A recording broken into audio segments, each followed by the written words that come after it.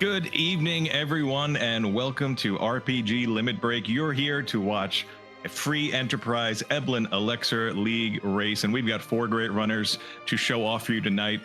We got four runners running the same seed, but it's two distinct races. Up top, we've got Kyrios from New Moon versus Starman from the Last Minute Decisions, and on the bottom, we have Professor Renderer from the Mysidian Comedy Club versus Leggy Starscream from the Unforced Errors. I'm really looking forward to this set of races, and I'm joined in the booth tonight by Poydrak. How you doing tonight? Considering what time it is for me as normal, I'm doing pretty fine and looking forward to this race. We've got a bunch of very good runners here. Two very distinct races are going to happen, and I'm here for it. Yeah, on the bottom of our screen, Professor Renderer and Leggy Starscream, their teams are out of playoff contention, but they're both still racing. I think they both are very eager to get wins for their teams. Professor Renderer with the Mysidian Comedy Club, they're looking for their first win of the tournament, and I'm sure they would love to go out on a high note, as would Leggy. Up top, however, we have playoff implications with Kyrios and Starman. The winner of this race is likely, and I believe will, secure a playoff spot for their team and will win this week. So that is, I know they're both got to be really amped up to see how they do tonight. Yeah, we've all, I do believe we've also got a couple of former champions in Kyrios and Starman up there, don't we? I think you had a look into that. Yeah, I mean, both of their teams have to be happy that, you know, they're obviously all the members are very skilled, but Kyrios, the winner of last year's ZZ5 Blue Moon Waxing Tournament, and Starman, a longtime member of the community, the winner of the Hummingway Open from a few years back. So two champions. We've got a young hero. We've got Rosa, and Mom Bomb gives them a hook, and we are off to the races. Hook is interesting, and a quick note of the objectives that we don't usually have, because we usually have the Football Gauntlet, Goldbears, Cave Magnus, Forging, but we've also got Launch the Falcon, which that hook is very relevant for, destroying the super cannon in the lower Babel, and the Giant of Babel itself. We need to go up and take out the two bosses in there. Yeah, no direct to moon objectives, but as you mentioned, the giant, that is a darkness crystal objective. So yeah, we got to go up, we've got to go down, and we've got our runners going to all the same place, it looks like. Not really surprising. That hook is very tempting, and Rosa's a great a character to start off with, but you need a little bit of extra things to extra equipment to get her started.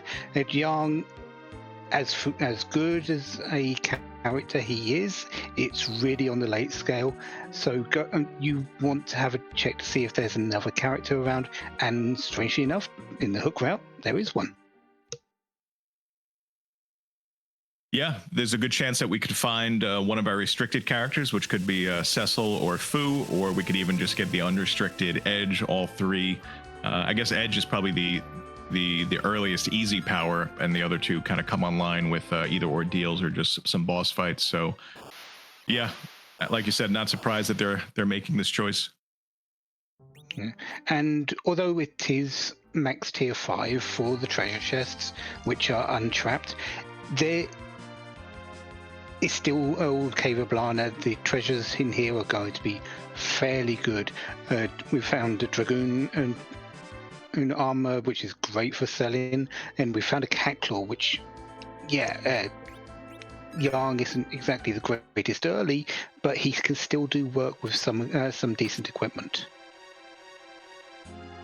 So we saw coffins for sale in the Eblan shop. We see a Black Mage Palom up on Hobbs, and whenever I have an early White Mage, especially what many consider the best in Rosa and Palom the Black Mage, I am thinking of using those coffins and getting some levels on those two folks for sure.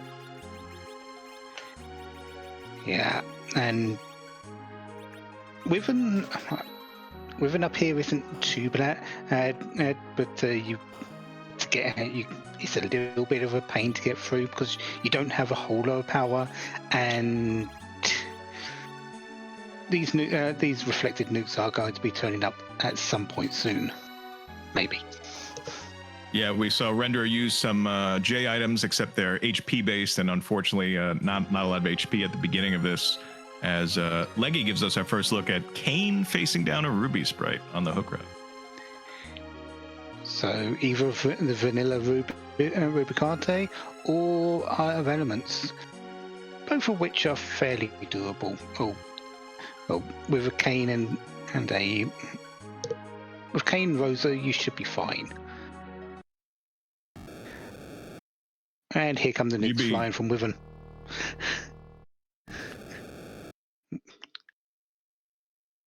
And that's one way to dodge a nuke. Yeah, you just reset and the nukes go away, and you'll come back and maybe one-shot that Wyvern later. Yeah, Palom is great as a character, but he's not someone you can't just wait for a moment to come back to.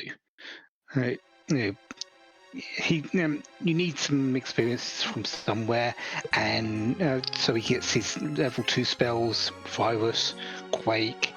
It doesn't take a lot for him to get that, but you still need to get it from somewhere. If you make it easier to get him, you're going to get that experience, and it's in other places as well, because you're going to have that power. Professor Renderer showed us, unfortunately for our runners, the free boss, the Baron Guards, are in Mistcave, so no boss value. We have those 2 boss hunts, the Alt Gauntlet, Golbez, and potential Demist out there, but an easy boss in a spot that you're never going to take. Yeah. Sometimes it works out that way. You're not really too sad if you see a easy boss that goes out of the pool, or not completely, because you know that if everything easy comes out of the pool, you're going to have to build yourself up a little bit more for the later game. That's all. It allows your more decision makings in the long run. And maybe you can buy a few less coffins. Yeah, a few less coffins, and get a few extra sirens if you wanted to do a grind that way if you find them. Maybe just you might want to go out your way and do a few extra character checks that you might not do to find that Cecil, to find that Fu. Once you've done that, you might be able might say, okay, I'm good.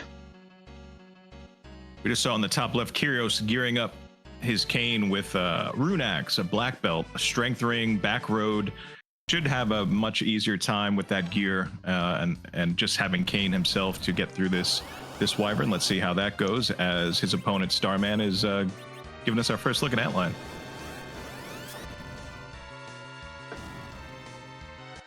Oh, You know what? What happened? That was Fission. Fission is a attack that hits, I believe, just the back row and destroys the user. Yeah. Because it missed in the first place. It does need to hit. Yeah. That's because amazing. It missed in the other. I can't even remember who was there. In Starman's case, it was it Star? No, it was in Renderer's case, because it missed completely. The fission and effect just didn't work, and the Wyvern just didn't die. And went straight to nuke phase. I was feeling silly that I missed the Witchburn the first time, and I was I was thinking when I saw the fission come out on Kyrios, how did I possibly miss a fission? Yeah, it's a weird one, but fission usually does hit the entire party as a spell. However, because of Witchburn and the potential for it to one-shot a party with no comeback, because it can't be reflected, it can't be blocked. It was changed as a Wyvern spell to only affect one row, and in this case the back row. So, if everyone's in the front row, it doesn't go off. There you go. That's your reasoning for that one. So as we watch Kyrios finding Golbez attacking Fabul, going back to that fission, like if you ever find yourself against an early Wyvern with the Witchburn flag on and nothing happens and it goes directly to nuke phase, you know you should stagger your party front row, back row to see what's going to happen. Yeah. In case of Starman here, it only hits the Palom because Palom's the only one in the back row. So everyone else gets experience, which I think is a big win there.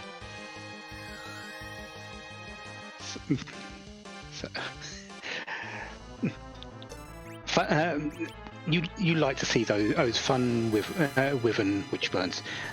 You can't get away from the fun fact that it's just destroyed itself for you. Retreat is a similar one. It just says bye and disappears. So, is the difference though with retreat? Do you lose out on the XP? Correct. It is, yes, because retreat it just takes away everything. I believe the fission just does keep it going with you, but yeah. Anyways, back to Golbez and a certain ninja that we just found. Ooh. Yeah, I missed it. I'm assuming the package is from Antlion and Leggy's about to get it. Starman has done Antlion so and has the package, so I'm assuming so. Kyrios has just finished off Golbez. Golbez being objective number 2 today. They summons a shadow dragon. Let's eat a couple of until eat your characters until it's got 2 left, and then tries to cast spells, all reflectable by Starvels. And this bot doesn't have too much health, so you can easily win with that.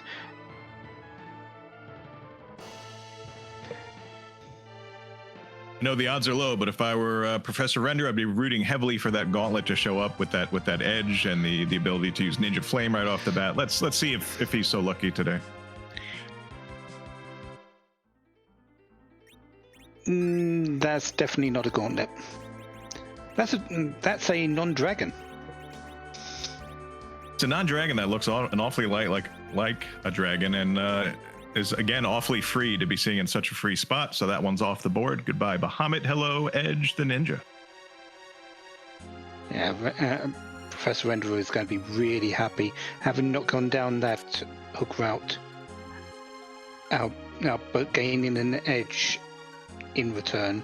And that's very good physical power.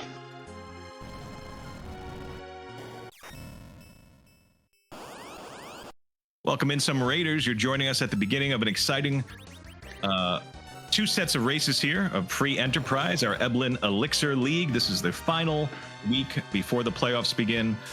So we hope you stick around and enjoy this race. 2 different races, actually. We have Kyrios versus Starman on the top and Professor Render versus Leggy Starscream on the bottom. The top race is for a playoff position.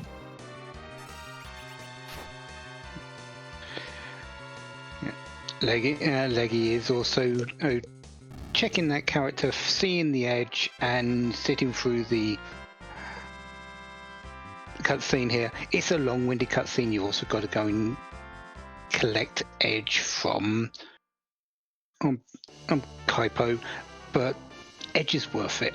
At this early stage, yeah, you've got Arcane, but honestly, having an edge is a big step up. Yeah, I was going to ask you the Sineki flag. Would you say that you would take this package 100% of the time in this situation, without a thought? If I checked it, yes. Yeah. At this stage, yeah. Yeah. There is a very good chance I wouldn't check it, but because Kane can do a lot of work.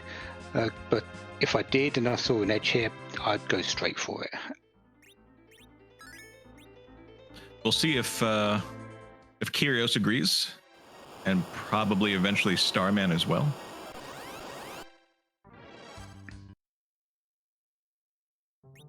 Professor Render gave us a look at the sparkle in the waterfall. It's a plague, so a relatively free boss. A bunch of these falling by the wayside in the early game. Fun little pickup from Fabul though. The Earth Crystal. The treasury is there. It is only max tier 5, as I said earlier. So the trap chest, untrapped chests, such as all 18 here, aren't exactly lucrative. But if you're looking for a great deal of money and some semi-good gear, this is the place to be. Yeah, let's rate this treasury.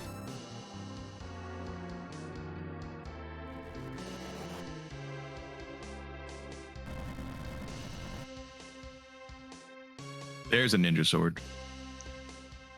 There's a cursed ring. Cursed ring, ninja blade. As long as Starman goes and collects that the ninja from the package, he's going to be really happy. Yeah, that's a strong tier 5 treasury, especially given the characters available. Ninja hat, not bad as well. We'll then see if Kyrios goes and grabs the treasury as well. Now, after picking up the edge, Starman is taking a stopover in the mist area, not landing that right outside the gate to the mist cave here. So yeah, going to be checking this and seeing as he's just picked up that thing. I think he's just about to go back in. No? Color me surprised. All right, we'll see if that plays a role here in the early game. As a lot of our runners are kind of doing things we've seen already, it's a good time to mention that there's a lot going on. We have 2 trackers tonight, Darth Plagel and Dubword, clicking the buttons, keeping us in line here, and Scala Kitty behind the restream. Thank you very much for your work tonight. And of course, you, Poydrak, always fun to do comms with you. I'm just here. I'm just here having a bit of fun. And we're entertainers in our own way, Corgs. It's always fun to be with you doing this, and we're here to entertain everyone. That's what we're going to do. I hope. I mean, we'll try for sure. Yeah. Just like this water hag and Baron Inn is trying. I think Anna is more the star of that show, but oh, that's a nasty place for a Baigan.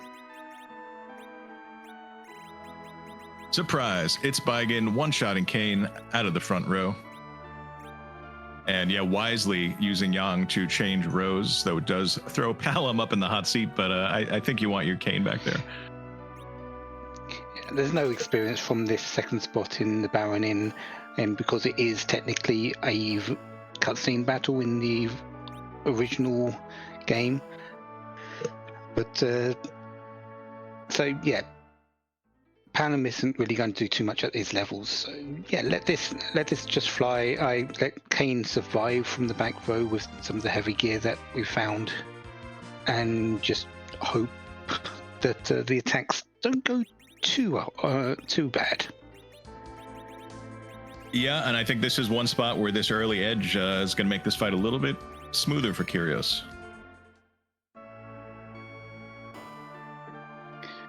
Yeah, we'll see a little bit from Professor Renderer, although Professor Renderer doesn't have the same sort of equipment for that edge as Kyrios does, because of not having the Earth Crystal just yet. Yeah, watching 4 racers at once, like the little decisions that don't perhaps seem totally impactful, but that'll open up these different opportunities, character-wise, equipment-wise, can mean the difference of some time here in these fights. Starman is through the Baigan spot, well, the Baigan fight, picks up an Edward, and well, at least you don't have to buy one. Edward comes with his own box. And yeah, Starman not having the full party yet. Edward joins. We'll see if that decision gets changed at some point. If a spoon shows up, maybe you keep that Eddie around. But probably if Starman ever takes a look at the package and grabs that ninja, probably the person who goes at this point. Yeah, he did see the edge when he went in there, but just decided no, resetting left straight after, which I'm a little bit confused about, but maybe he just didn't want to go through the entire cutscene, because it is it's you get the cutscene itself. You have to go to Kaipo, you have to pick them up, and then you get the character. Yep, and you can see that time difference now with Starman already tackling some Eblan chests. If he manages to, say, pull an adamant out of here, maybe not having that edge won't be that big of a deal. It does leave us two spaces, two potential other locations where we could find the Magnum Key. The hook route may be our logical way underground, but we still do have the Earth Crystal up the Tower of Zot and the ever wonderful Mount Ordeals, where the Magna Key could still lie. It's not a guarantee that this hook is absolutely required just yet. And the good news for us is Leggy is going to give us our first look at Ordeals. She's the first one to climb the mountain. We'll see the first boss momentarily, and hopefully the other two in the item.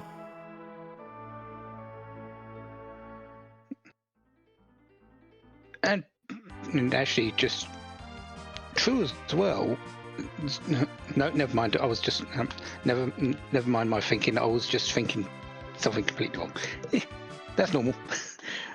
I'll just be shush.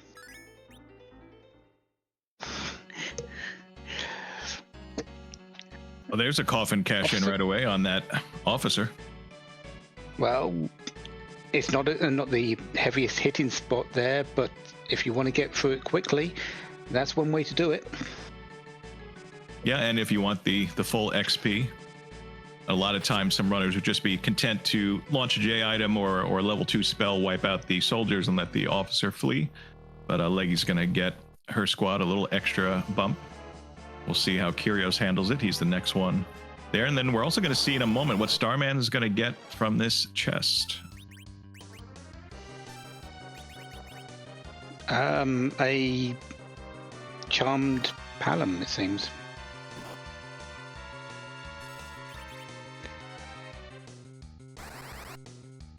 Held him on the back attack spot, which isn't really too bad, and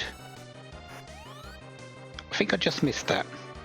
Moonveil for Starman, so that could be a get-out-of-jail-free card for some tricky fight down the road. Yeah, and it's the signature item of this particular part of the tournament. Yeah, so, you've got to have one. If you're just joining us or not familiar, you are tuned into the Moonveil Mixer flag set. We had an 8-week tournament. This is the 8th week. First 4 were Potion Party. The most recent 4 were the Moonveil Mixer. And then we're going to go into the playoffs following this week. I believe there's a break where we might see both flag sets. Have to, actually, because I do believe the way it works is the seeded team of the playoffs chooses the first one, and then the other 2 are of the other flag set. Ah, okay, yeah. So each matchup will be seeing some of each, huh? Yes. Both flag sets will be on display for the playoff, because both flag sets have played a big part in the tournament itself. I'm wondering if one of our awesome trackers saw what the Mad Ogres, or maybe you did, Poydrak, what the Mad Ogres left for Starman. I missed that one. I missed that one as well. Mostly because I was focusing on Leggy and receiving a Sand Ruby. Chat's telling us a crystal sword. That's a pretty good weapon. We just don't have the fellow that swings it yet. Well, there he is. Oh, wrong Dark Knight. Yeah, this Dark Knight never turns into the Paladin, unfortunately. Which means that he can't defeat Yang and make Yang go ouch. Yeah, this is backwards in so many ways, but then it's also vanilla, so I'm kind of confused. I'm kind of Moonveil mixed up right now.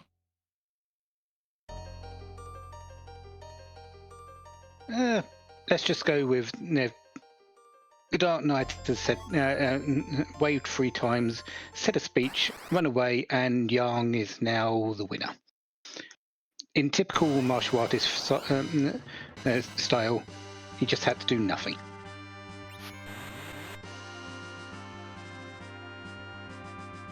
He was the rock as the river flowed around him, huh? Yeah. He just sat there, meditated, let the world just flow by. Appreciate Renderer giving us a rare look at the Fabul accommodation, staying in the Fabul Inn. That's a different one. Okay. Yeah. I saw him. I couldn't identify it. I was why I had to wait till they woke up to see what it was. So Leggy is done with Ordeals. Kyrios is also there. Starman is heading up to Zot. I'm not really surprised at this. Generally, when you have a hook route out and you try to do everything on the overworld first. Yeah, as you mentioned earlier, the magma key could still be out there, and just getting on underground faster. We don't know. We know there's a ruby sprite at the end of the hook route. We don't know who's in the king queen spot. So if you have a way to get underground first, even though the hook route is objective, you probably take that and leverage the power available down there too before you go through the hook. So we'll see if that's available to our runners tonight. I guess I'm hoping for a true hook route seed just to give our runners the biggest challenge, especially with so much on the line personally and team wise for all 4 of our runners. And you sort of have to remember that the hook route is equivalent to some of the later parts of the underworld, because you go down to the you use the magma key first and do half of the underground before going up and doing the hook route. So it can be difficult for some lower level parties. Speaking of difficult for lower level parties, especially if they didn't happen to have their Kane, Val Ballas in the Magus sister spot, Zot 1, but we've got a Kane, no big deal. This spot is difficult, but yeah, that Kane is going to help. Now it doesn't have perfect magic defense because you can still hit it with some spells, but it's near perfect, so you only be doing 1 damage, and the physical evade is through the roof because of the tornado spin. So yeah, this Kane is absolutely needed for getting through this foul with this team.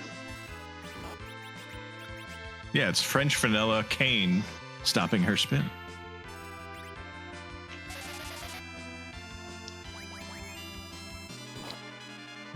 Does have around about 9,000 hit points, so once Valvalissa is outside of the spin, Palom is going to be doing very well with those virus casts.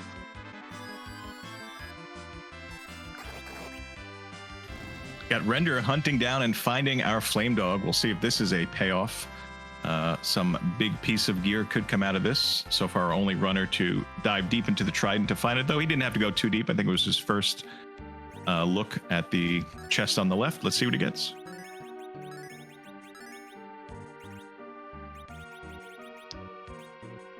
Not too bad. Not amazing, but Artemis arrows can be useful later.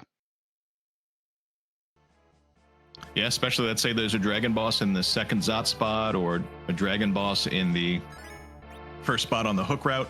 That could be a time saver. And we do have someone that can utilize them very well in that Rosa. Well, there's our paladin.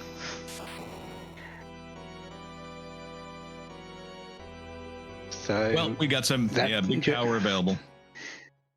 Yeah, that journey up Ordeals for Leggy is going to work out very well. Professor Render is going to see the Dark Knight, but I don't think they're going to hold off on Mount Ordeals too much longer after that because we do have Crystal Swords. It's fun to see Starman. Go ahead. It's fun to see Starman and Leggy doing the same cutscene at the same time, just like alternate timelines, different universes here. Yeah, another Dark Knight on Starman's side. But it didn't shirk away from taking in the Cecil. So probably a trip up Ordeals is going to be shortly after this for Starman as well. I think I interrupted your thoughts about Rydia in this spot. Were you going to suggest that she's probably a skip here? Almost certainly.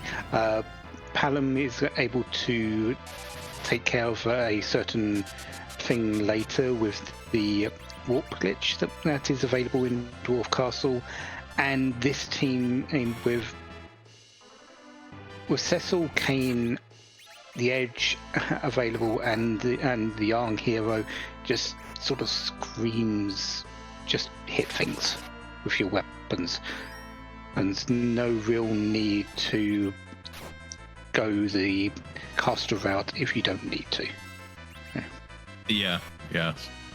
Getting the Rosa nice and early, and everything's setting up for this to be a pretty strong melee team. In Starman's case, that Cecil is going to be taking the place of the Edge, and he's not really going to care too much about going back for that Edge at this point. In everyone else's case, that Kane is probably going to be the one swapped out for the Cecil if they go up Zot. Professor Renderer and Leggy are up there. We'll see if they choose that option. Although, in Professor Renderer's case, he does have that Edward, so that's more likely the swap out. Yeah, I think it would be a tricky decision for me. I guess it might depend on gear, like who to get rid of. Like, do you want to run Cecil? If you have all the options, Cecil, Kane, Edge, or Cecil, Yang, Edge, if that's a choice you make, because just there's a lot of overlap between Edge and Yang in terms of elemental, and obviously a lot of overlap between Cecil and Kane. But yeah, once you have the Crystal Sword, a lot of those decisions maybe don't matter as much as just getting your Cecil swinging as quick as you can. Yeah. Yang does have to stay because of the hero. Oh, so and then it's just a choice of. That's why I decided it's the choice between Cecil or Kane. If it's the choice between Kane and Edge, you usually take Edge. Yeah. Yeah, if I were running this race, I probably, whenever I have a Yang hero, I kind of forget he's the hero, and you probably would have seen me menuing on to Yang to get rid of him, and I think it plays like a little tone, and I would have been very confused. It happened, and Yang he's a stable hero, but he's also a very generic hero. He doesn't do a lot for you, but in terms of what you're wanting him to do later, he will do it well for you. Yeah, he's got great HP growth. Yeah, the absolute worst case, he's a great backstop in the Z fight, because as long as you keep him healed up, he's gonna take every big bang that Z can throw at him. Yeah, And if you want to choose that, you could go with no white mage if you find plenty of Barker's wines, and use Yang as your chemist, and just throw your 3 potions as long as you find them. So looks like Kyrios might be committing to the hook route without climbing Zot to find that Cecil. We'll see if that plays a role, especially on just getting through the hook route itself. Yeah, having actually found the Mad Ogres here, I see very little reason for Kyrios to exit after this. Yeah, I agree. If I'm this far in, I'm not going back. Yeah, this is a play to get through the hook route, which is bold, but not. I don't think it's a calculated risk either. I think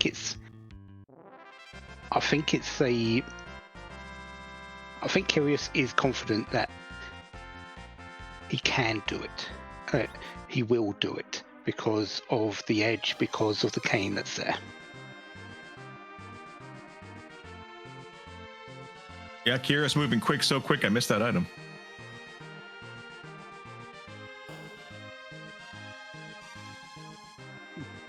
Not doing very well in keeping track of items from chests today, are we?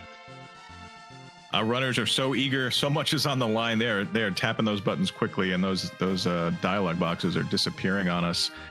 Yeah, and that could be, you mentioned whether it's a calculated risk or not. I mean, Kyrios did find the crystal sword, and did Ordeals, so knows, and has the earth crystal, knows that's 2 chances at a Cecil. So there is that thought is probably in Kyrios' head, like, yes, I want to get through this hook route, and I'm pretty certain I can, but knowing that 2 character tracks are being left. Yeah, I think it gives a bit of parity for Kyrios and Starman. Starman and not taking the edge, while Kyrios has not taken the Cecil at this stage. He might go up there later, but at the moment I think it's a bit of parity between them, which I think is going to benefit Starman a little bit more later down the line, because Crystal Sword Cecil is a very major thing. But early on, I think Kyrios is, and just rushing this hook route is going to be a little bit more stable. Yeah, for instance, his very first fight, I believe, is going to be a one-shot for Starman. Yeah.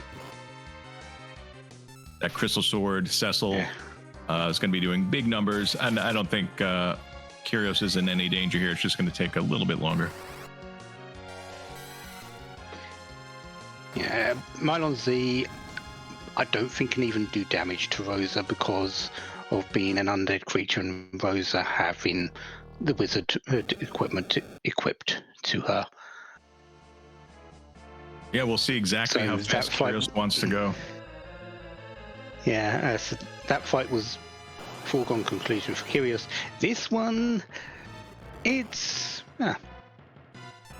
Rubicante. I believe there's ice brands. I'm pretty sure Kyrios had one. I saw one in Leggy's inventory. I don't know if everyone found it in their looting, but there's definitely an ice brand out there. Solo. Oh, there it is. Yep. I thought Leggy was in the bottom right of the race, not the top left. Yeah. Just in terms of the ice brands, I was keeping track of where the ice brands were.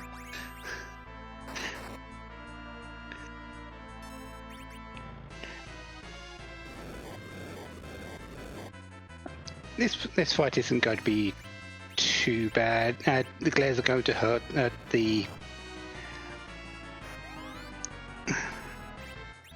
but it should be okay. If there's a ice claw, as you said, an ice brand lying around somewhere, this fight is going to be fairly easy to deal with. And Palom can do quite a bit of work with Ice 2 available as well. Yep, just gotta make sure it's timed properly. For some reason, that cloak is pretty powerful defending against it. On the good side, if Ruby does start not going off the wall and hitting everyone really hard, as long as Palam's knocked down, you could always cast Fire 1 on Ruby and he'll happily revive everyone on your team. I've got to do that. I've seen people do it. I know about it. I've never used it. I think the next time I face Ruby, I might just have to try that. I don't think I've ever done it.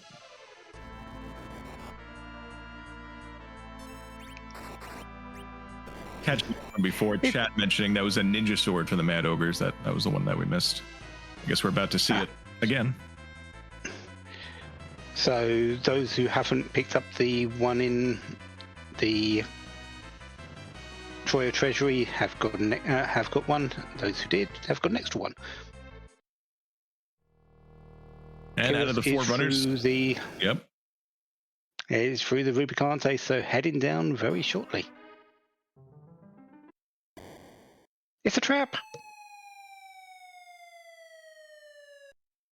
A devious trap that is pretty successful. Works every time. Oh, that's an interesting top of tower. That is a known blue robe. We only see one, but we know it's really a whole bunch of them. That is our alt gauntlet there at the top of the tower.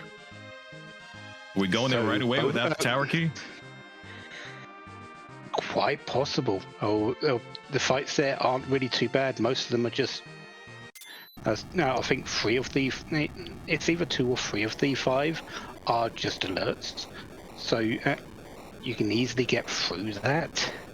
It's a fight where you don't get as much experience as the original fight, but it's still there. You know where it is. Kyrios choosing to go elsewhere first. Going to check out the shops of Tamra.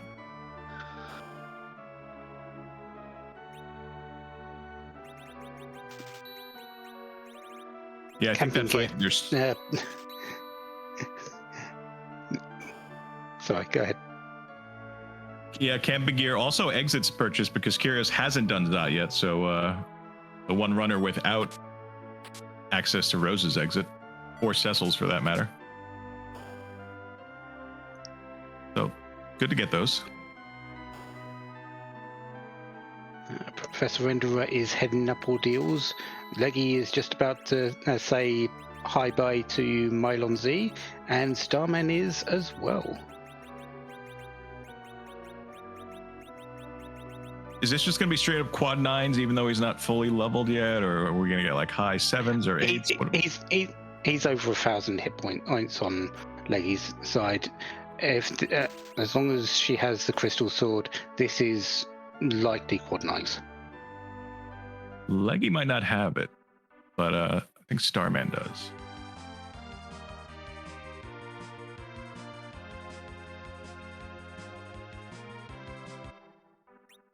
Yeah, hi-bye. Whole bunch of 9s.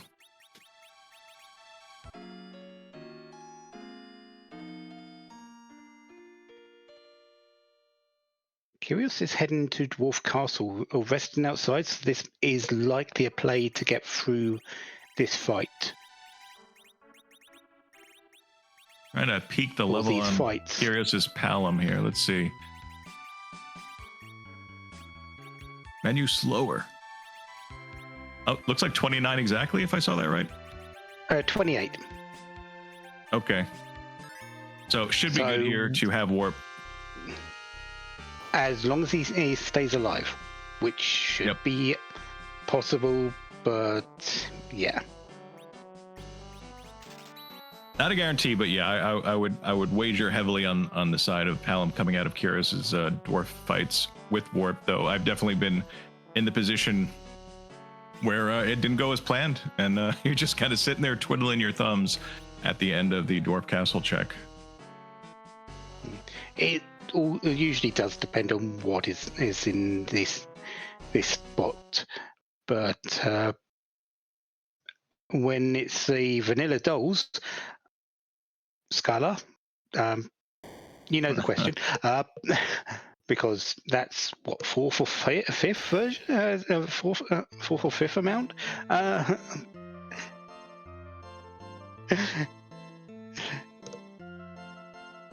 Yeah, but split experience, but this should be fine. Easy fights, the Palin will stay alive. I don't think he's that far for 29, so should get it from this. Yeah, I wonder though, like, is it possible if the next one is split as well? Is there a place where he doesn't get the full experience?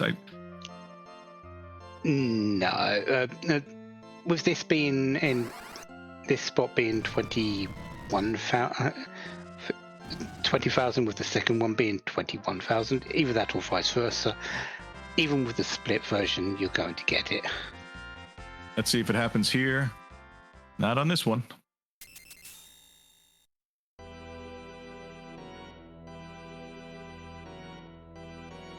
Starman following Kyrios underground, getting through his Rubicante fight. What do we think? Maybe 3 or 4 minutes back? I think maybe 4.5.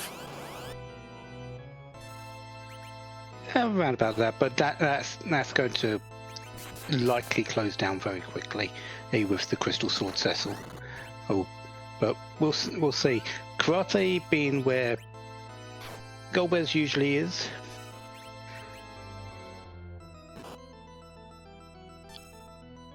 This is a fairly simple fight. All right, only 3,000 hit. 3,000 hit points. Easily done. That is virus. That is warp. That is good for Kyrios. Not having to skip that, which is a big deal.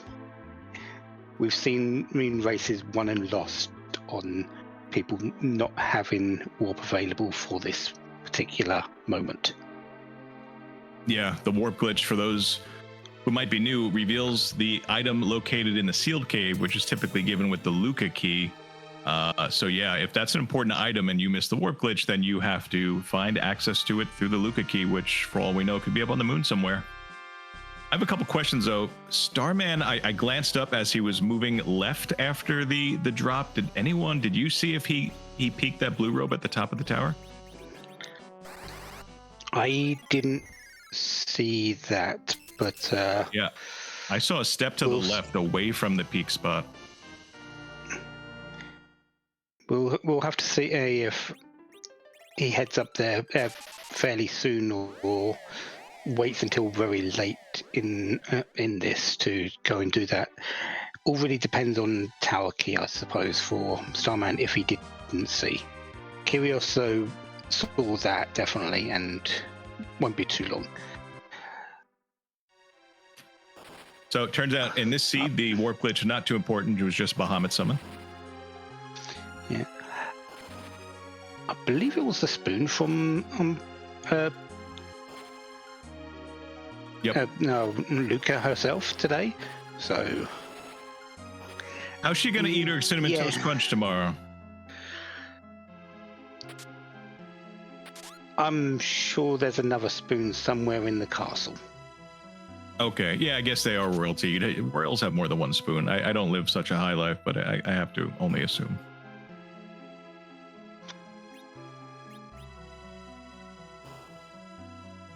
Either that, or she can go, take a trip over to Sheila, and I'm sure Sheila will happily give her one.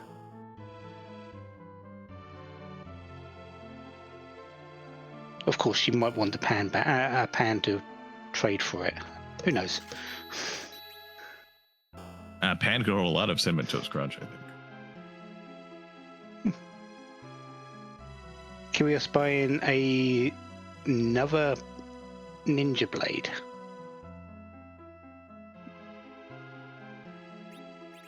Which makes a bit of sense because it didn't pick up the second one, but does have one. We're seeing elements and a dark elf down there. Elements in that spot is tricky, but it's not bad. Dark elf is very simple. If anyone else sees that, like Starman with a crystal sword Yeah, Dark Elf is very weak to Crystal Sword damage. This is going to be very quick for Starman to get through, so this could play a big role. It certainly could. If this leads to either, say, darkness directly or a chain that leads to some other needed things, just that decision to go up Zot could be a pivotal thing. Let's see what happens at the end of this fight, which is not going to be too long from now. It's right now. It's a 4-shot fight. Right. Two to get added into Dark Dragon form. 2 to win the fight after that. Just an assassin knife though, so Kyrios isn't punished for that too much. And Starman's saying, I'm not even bothering to save for that. let me go and take out this element right quick.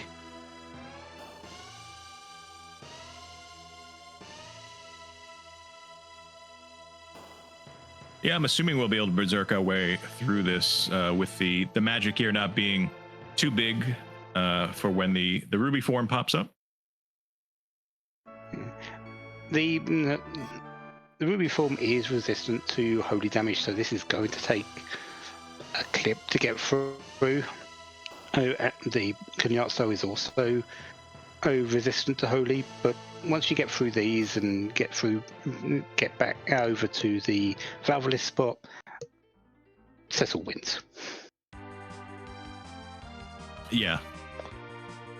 Do you know the exact thing? Everyone just says that when you get to that spot, Val's weak to everything, but is that true or just specifically holy? It is pretty much true. Valveless in this is weak to Thunder, Holy, and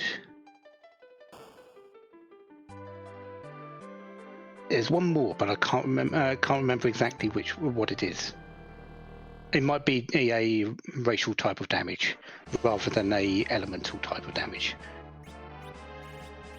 Well, unfortunately, good play there by Starman, getting through both of those fights very quickly with the party assembled, but no real rewards, and leaving as Leggy becomes our third runner underground, getting through her hook route, her Rubicante fight. Vanilla Ruby, of course. See where Leggy goes.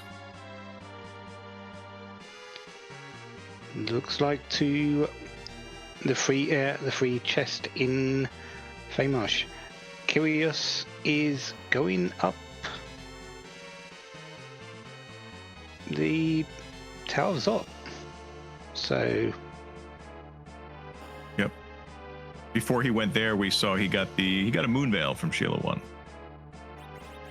Oh, so more of our wonderful Eblan Elixir League mixer. Yeah, title dropping all over the place here tonight. I think Kyrios receiving the Paladin Cecil as he will be for Kyrios is a big deal. Because it's going to align it more in Kyrios's favor than Starman's, because Starman doesn't have the edge, and a very well equipped edge at this point in Kyrios that Kyrios does have. So it's going to be interesting to see how quickly that Cecil gets online and where they go after that. Yeah. Post Zot, Kyrios has an amazingly powerful party.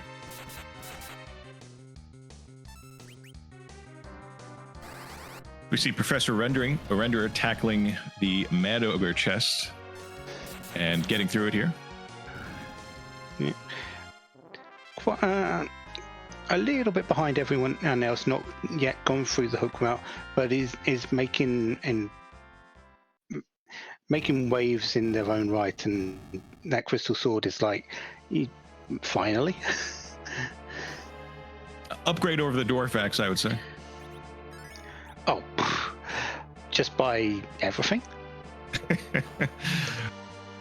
The name Dwarfax is pretty cool. Maybe that's the one thing if you wanted to argue, but yes, yeah.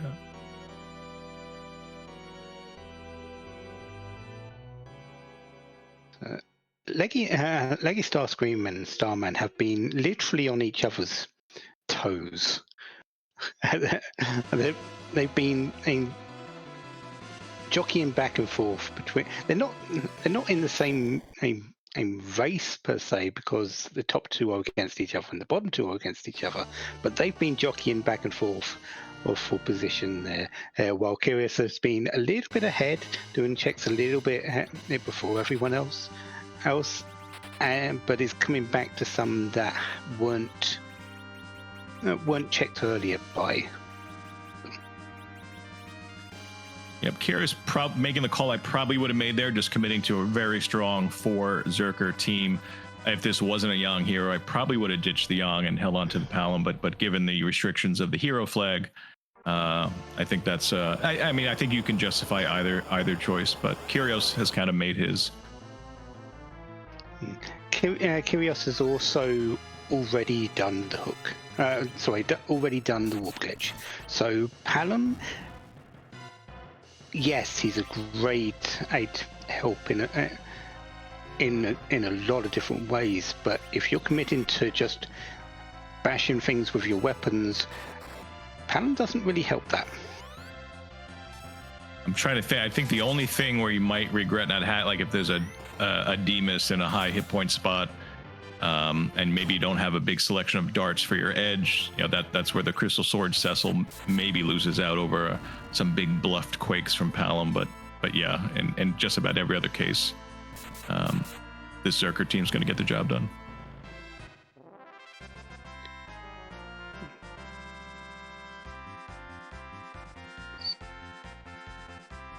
Mentioning Leggy went down to Feymarch, but maybe didn't get the item, which was the Baron key.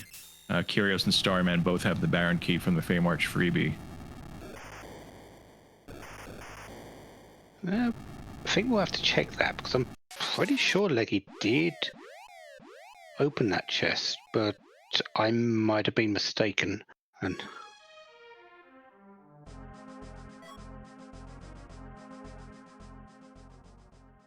one of our trackers went back and watched, and yep, seems like Leggy didn't pick it up. We'll see. We'll see if when our runner shoots through Baron, Kyrios is kind of on the natural, easy routing from Zot to Baron. So I expect that we're going to see that right now.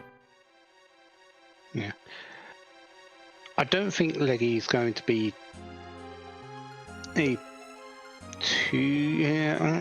too far behind on going back there, because there are 2 fairly easy bosses is to be defeated in there. Just need to walk all the way down there. So she'll probably see the chest at some point and go, "Oh, I forgot that."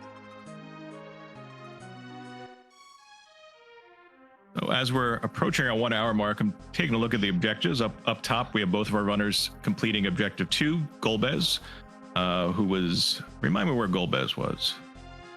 Fabul. That's right. Not defending Fabul, but attacking Fabul.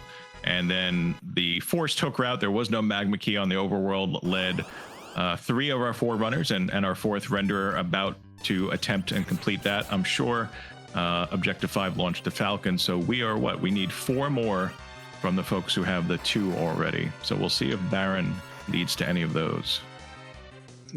We have already seen objective number 1. We know it's at the top of the tower. Kyrios definitely has spied it. We're not too sure about Starman, and I'm sort of hoping that Leggy has as well. Leggy is heading back down, and is she going to see that she's left the chest? Yeah.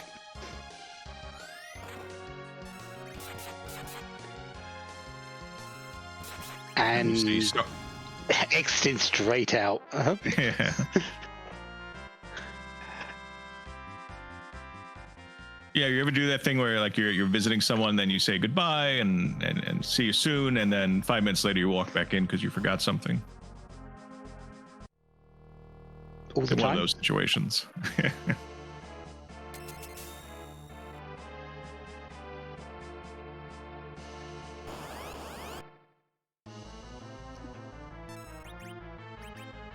The Luna's on the throne today. Baron has been invaded by undead dinosaurs. I think those dinosaurs in their bedrooms, they have a poster with a crystal sword with like the international no symbol slashed through it. I think that's, yeah, they do. You can see that right there. Well, yeah, good luck keeping a crystal sword out of Baron.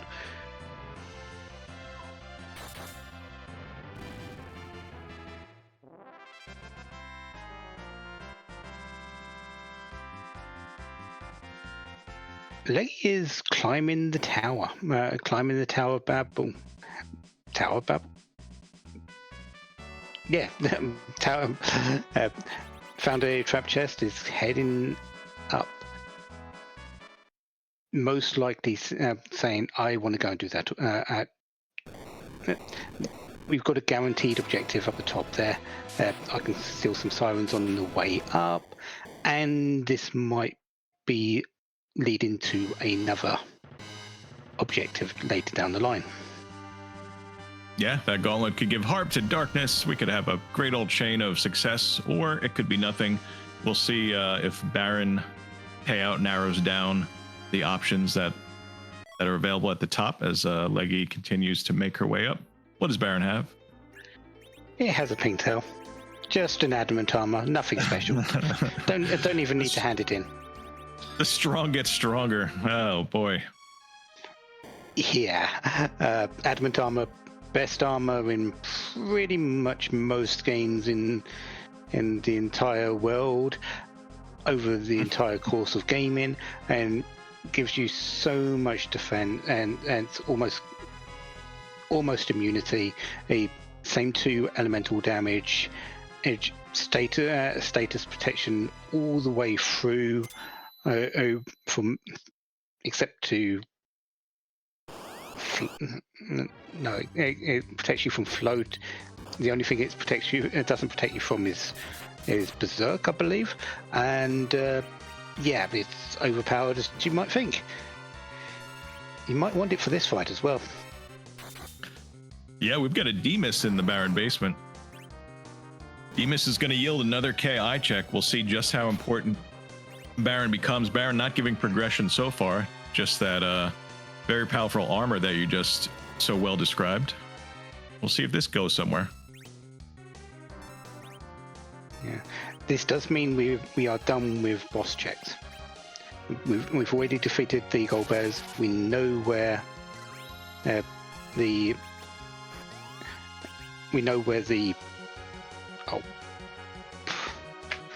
all gauntlet is. Demist is the only other boss check that you would like to do in this, because it does lead to a key item check, like you said, Corgs. After this, it's just where are the key items that we need to finish this seed. Yeah, sometimes at the end of a seed, we'll make the comment, oh, the runner is in pure face check mode as they look for the bosses. Do we have another phrase for that? Something other than key item check mode? Is there something pithier that we could come up with? I'm sure there's plenty of people out there that would happily find some way of saying it in a fancy fashion. I am not too good with naming, so I will not even try. Yeah, I wasn't either. That's why I kind of passed the buck. But we'll see. This is not the fastest Demas fight in the world, where we're not able to avoid several missed phases. The Crystal Sword kind of being slightly nerfed. And you can see the Demas punching down the Yang on Starman's side. So I think our runners are going to get through. It's just not the quickest fight. Yeah. Luckily, Demist does give you reprieve when going into mist form. It can only hit 3 times and then do that, so you've got time to raise up characters that do get hit down, and as Kiris is showing, set up blink casts, so Demist can't really do as much damage as before. But Curious has got Demus down and is going to be going to check that very soon after. But what's the item here? Oh, just that item. Okay, so you had to get underground, and then you could get the magma key for free, and then I'm sorry, the Baron key for free, and then you could go back to Baron to get the magma key.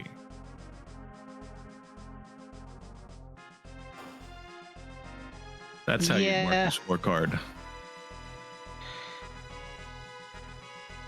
I think the best thing to say is it's a key item ready for the 10 key item bonus on experience.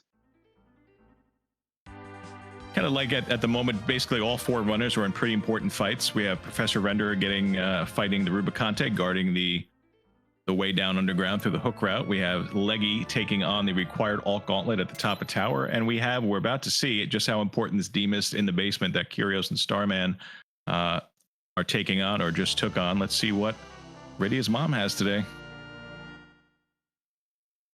Importance up in the air still.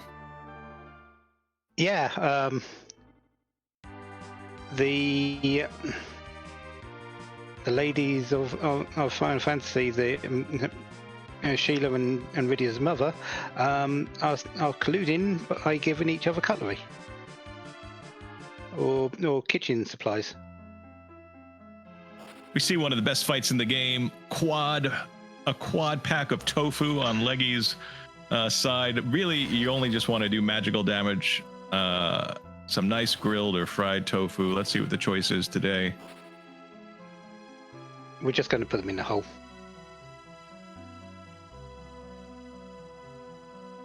Agitated tofu. I haven't prepared it that way.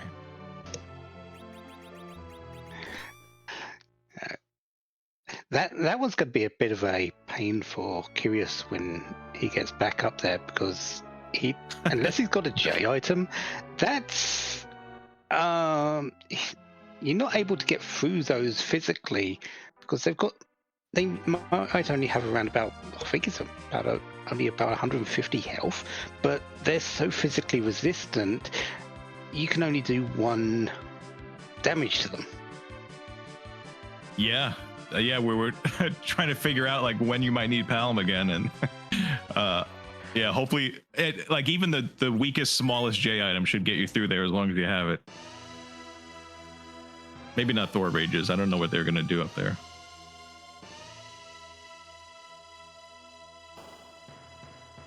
Not much, because Thor Rages aren't exactly that powerful. Yeah, lots of enemies are weak against lightning, but I think Tofu are only weak against fire? Or is it ice? No, it's one of the two. Well, so there's good news for Starman, who may not have peaked. I'm still not sure, but if we assume Starman didn't peak top of tower, we're about to get the tower key out of this pan chain, and that will send Starman that direction if he wasn't going to go there already. And that alt gauntlet did yield the darkness crystal, I believe.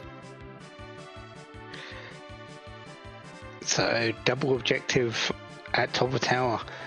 Well, triple objective. Lower Babel today, because we need to go and do the super cannon, and we've got the alt gauntlet up there, and it leads to the darkness crystal, which is the way to the giant of Babel. That's a lot. Yeah, we have a lot going on our screen again, because Leggy now the first runner to have 3 objectives done, the first to finish that gauntlet, and she's deciding to do a bit of a grind here. She has awoken the dragon, but dragon goes away and the grind is going. Render now getting underground. We'll see where he decides to go and how to make progress in his run of the seed. And there goes Curios to the tower. Only 8 key items for Leggy Starscream, so I don't think this is going to be a full grind. But it's going. This is most likely just to give extra power to get through the fights in Fate March, I would say. Maybe to the moon. I'm wondering, could it be a giant prep grind where you just get enough to get through and then rely on the the big experience spots of the giant. I wonder if Leggy wants to make that play. Also possible, yeah.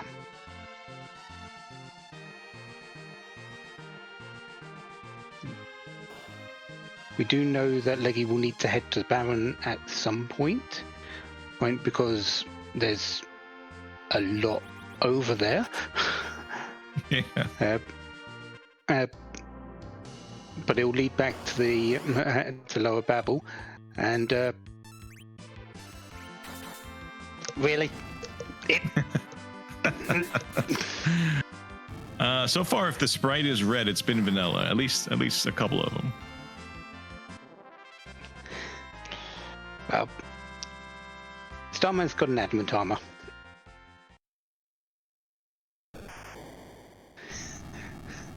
Kyrios has broken down a super cannon. I don't see what's super about it if it can be broken that easily, but never mind. And so objective number 6 done. Going to be heading up to the football gauntlet in just a moment, so have objective 1 and darkness crystal for objective 7. So we're missing one of 2 items from this. The Twin Harp or the Adamant Rock. I think we're going to get one of them from the reveal after we leave this tower, the way this is going.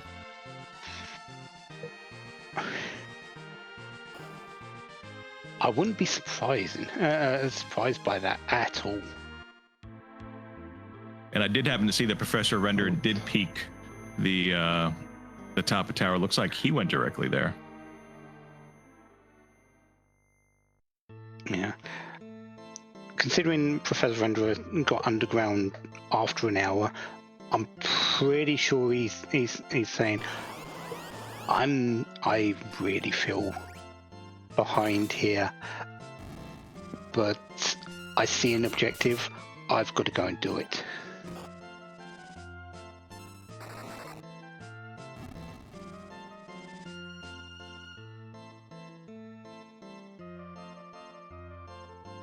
Did Leggy just try to land in the middle of the ocean? I think there was some dirt on the bottom of the Falcon and it needed a bit of a rinse. Oh, now there's more dirt with castle crumbs.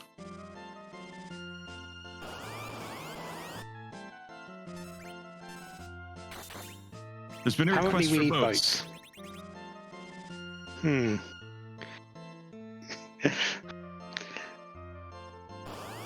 I'm sure we can add the football boat from somewhere.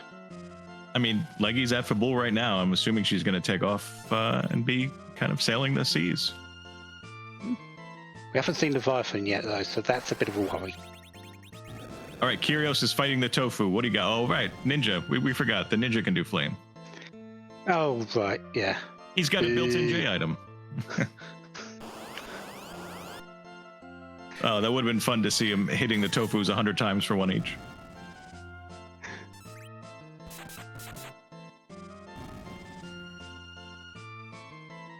But with the All Gauntlet now out of the way for Kyrios,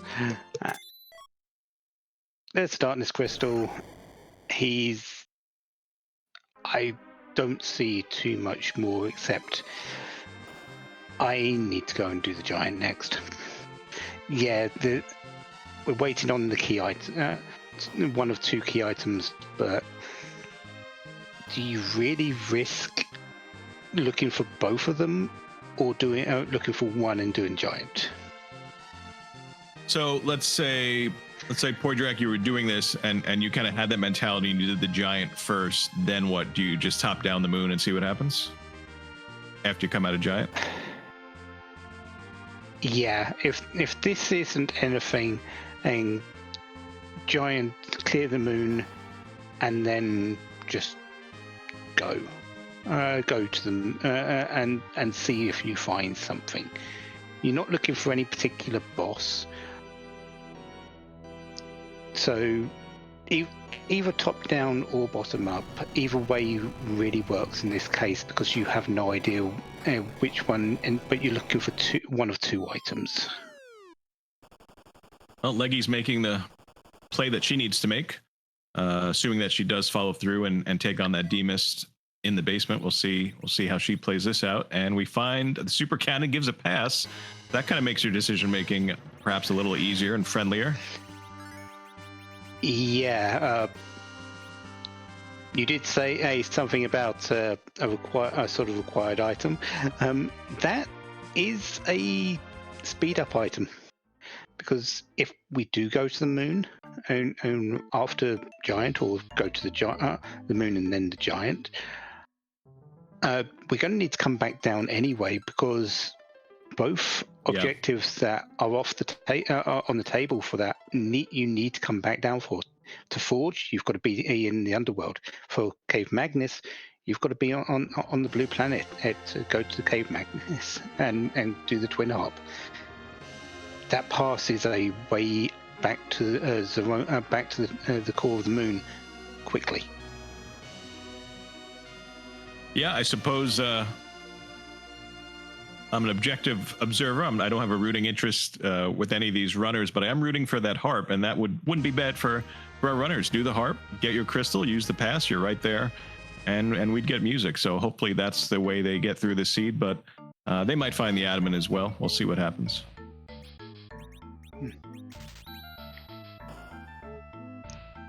Either way, it should work out very quick, as long as you do the correct one first. As long as you find it first. That's the big thing for Kyrios and Starman, who finds that extra objective first. Kyrios is going to the moon. I don't hate this. Either way works, doing the Giant first or doing the moon first. Both are perfectly viable in this case. Yeah, I wonder if we're looking. I don't think we've seen Bacchus yet in shops. I think Kyrios wouldn't mind having that with a team of Zerkers. Like all that? Like all that. I will take your entire stock, please. How many are we getting?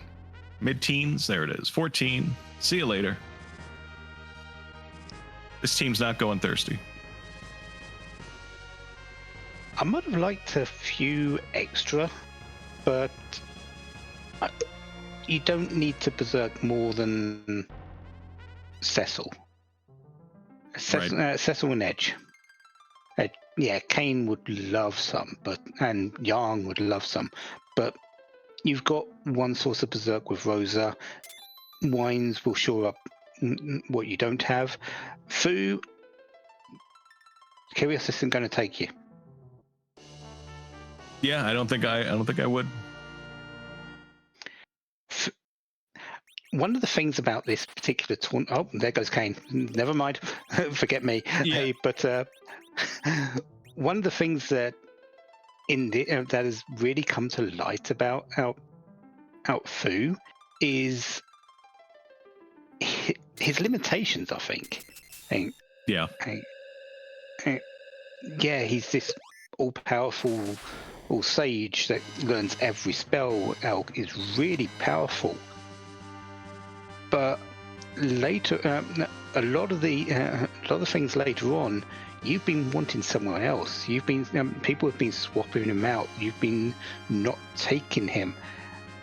Fu's limitations have really shown in this tournament, and to be perfectly honest, I'm happy for it, because it shows him in a different light, how vulnerable he is in some stages.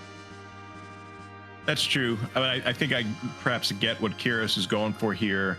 I don't think we had a top tier Kane weapon, and maybe another source of Berserk and Blink is just good enough at this stage. Yeah. Bringing in food does make sense as well. Just showing up the white magic. His black magic, yeah, you might want a nuke here or there, but Blink, Berserk, Cure 4, that's really what this Fu is for. Have some folks in chat talking about how fun this game is and how great the community is, and I can definitely back up both of those sentiments. So if you want to get involved, Scala Kitty, our restreamer and seed roller, dropped a link to the website where you can make your own seeds and learn about it, and maybe we can get even a Discord link going as well.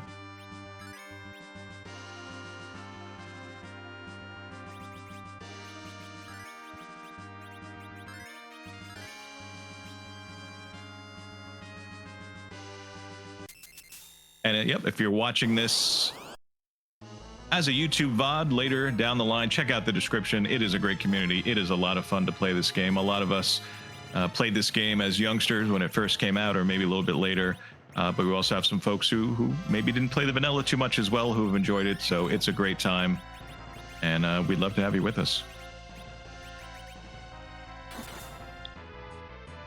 All links to not only the Discord, to the website, but to our runners as well, will be are out there for you in the chat with the runners command, and will be in the description for you for the YouTube pod as well. So feel free to give them a follow. They're all absolutely amazing. They are doing a wonderful job and putting on a great show for us.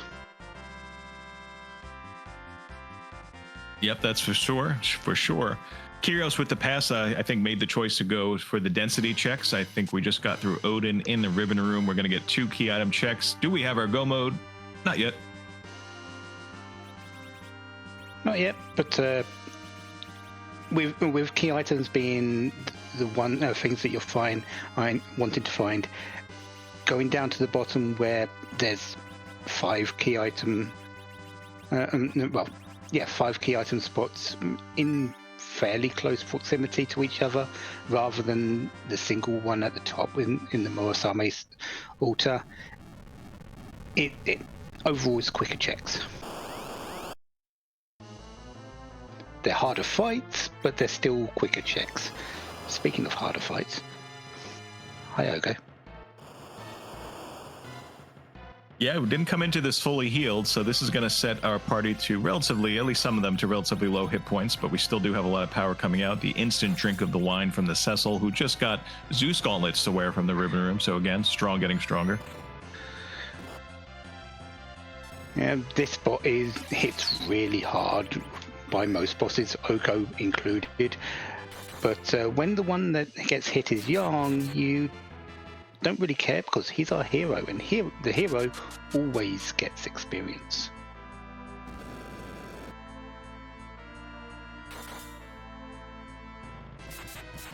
As for the rest of this, the hit points in this spot are not high.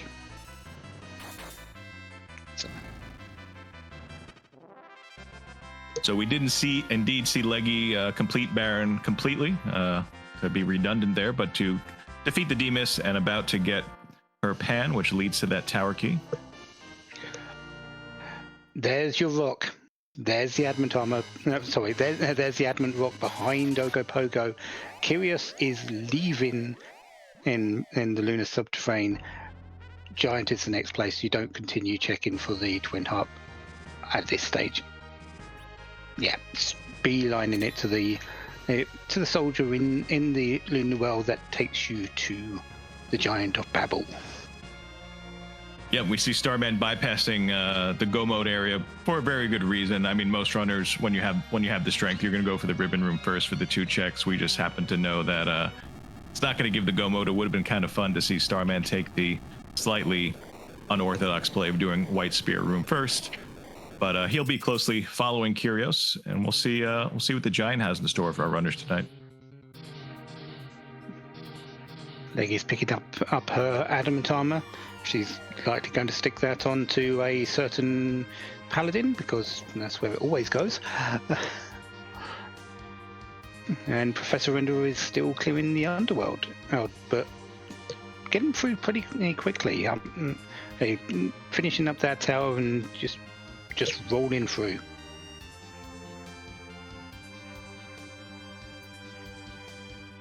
The Giant can be tricky here, though.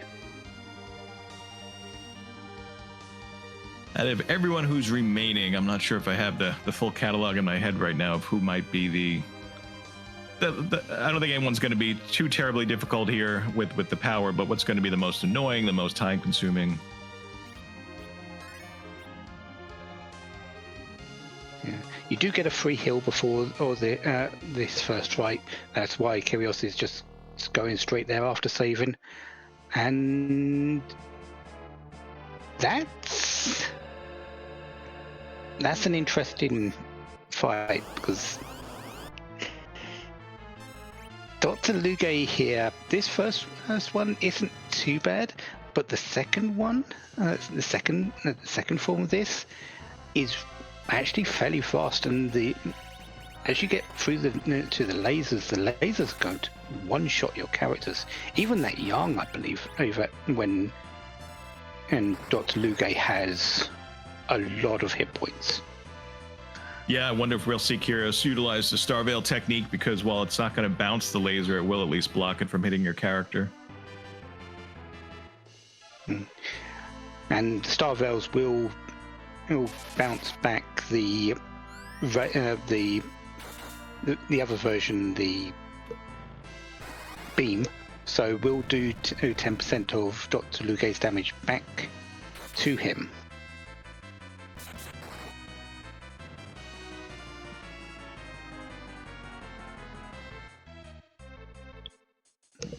Starman is taking out this Ogopogo. And there goes Balnep. Are we going to see the other? You usually do on this, yes, but this nuke may prevent that. Yeah. Because this spot has so much hit points, you actually see Balnep C more often than any other spot. Yeah, I'm not sure if the Runax Kane, who that Fu replaced, would have done the same there. Absolutely not.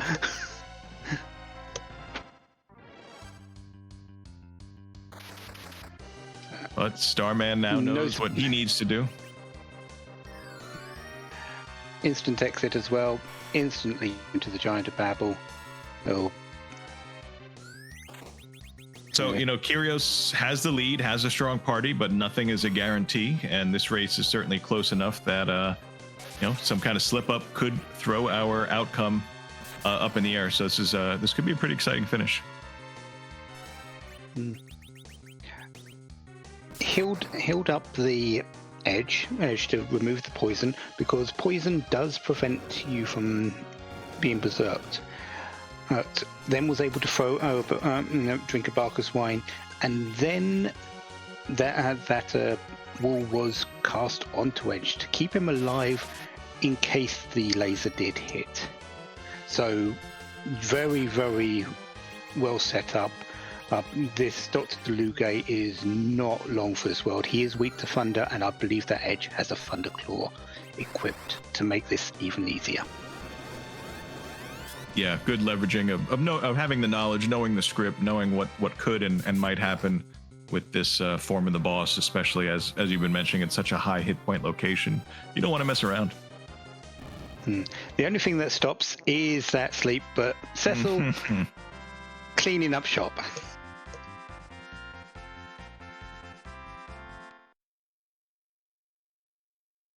So, Kyrios, do you go back and save, or do you barrel through? There are times when the second spot is harder than the first. Yeah, and even though that wasn't the... Yeah, absolutely not. I don't blame you for saving. And this next spot has very high magic power, has very high physical power. It's not as healthy, but if you get a really obnoxious boss that likes to cast spells or likes to hit you, it's dangerous. That punch there. But Kenyasu here is actually, I feel, one of the easier bosses, because he'll only punch you once and then raises water for the waves. And honestly, his hit points aren't enough to get through everyone here. No, and with each big powered hit coming through, that wave gets smaller and smaller, and we might not even see one. But just one spot earlier, we would have had a nice fun time. Yeah, and he forgoes all his chance to actually really hurt you once that wave goes up. So easy victory on Kyrios' side. lots of experience, except that Fu, but Fu does not really make use of experience anyway. Nope, perfect character to be on the ground at the end of that one. You see that wave at the end? It was like it was nearly 160 or 70 points of damage. Kind of a nice little gentle wave up against your ankles, wading in. It was just something to say goodbye with.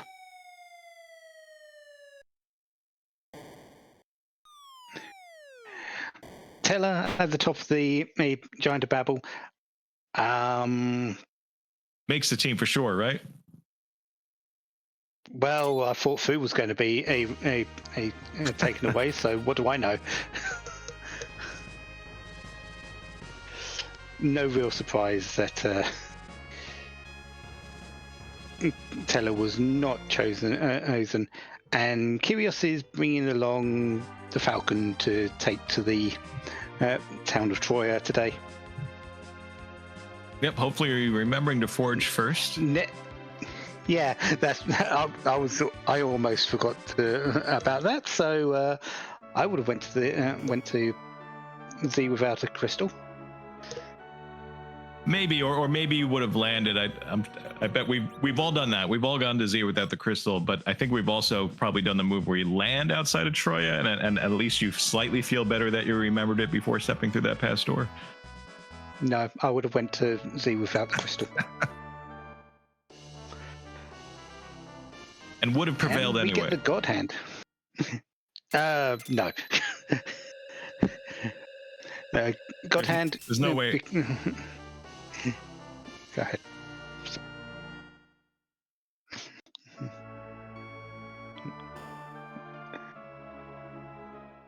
Do you think we're going to see Quad Zerk or Tri Zerk here for the for Kyrios' fight? Try. I win. At this point, with a lot on the line, you play it safe. Yeah. You might not be entirely certain of where you stack up in the race, but you play this safe. If you might put a veil up, star veil up on Fu, so he can reflect some nukes. But Rosa is on cure duty. Everyone else is on hitting duty. Well, the end of the alphabet is being heavily represented in our chat right now, Poydrak, and our first runner is approaching our final boss, Kyrios, in your top left, about to go fight the final fight of the game, try to secure the victory for himself, for his team, make the playoffs. And this is all me building up to have you ask the question that we ask. Is it time to go to bed? Yeah, yes, why not? It is actually. Considering the time it always is when I do these things, yes, it is. But yeah, we don't move Z, we don't do anything else, but we do change the appearance. So we make everyone think that we're going to say something really fun and everything like that. But I'm not going to ask the question because I'm a grouch like that. Yeah. All right, I'll support you in that, and I will also not ask the question. I think you're really going to ask it, though. No. No, but I think eventually you'll give in and ask it. No. Oh, then you're going to make me do it. I'm going to do it. Who's about to be a kick tonight?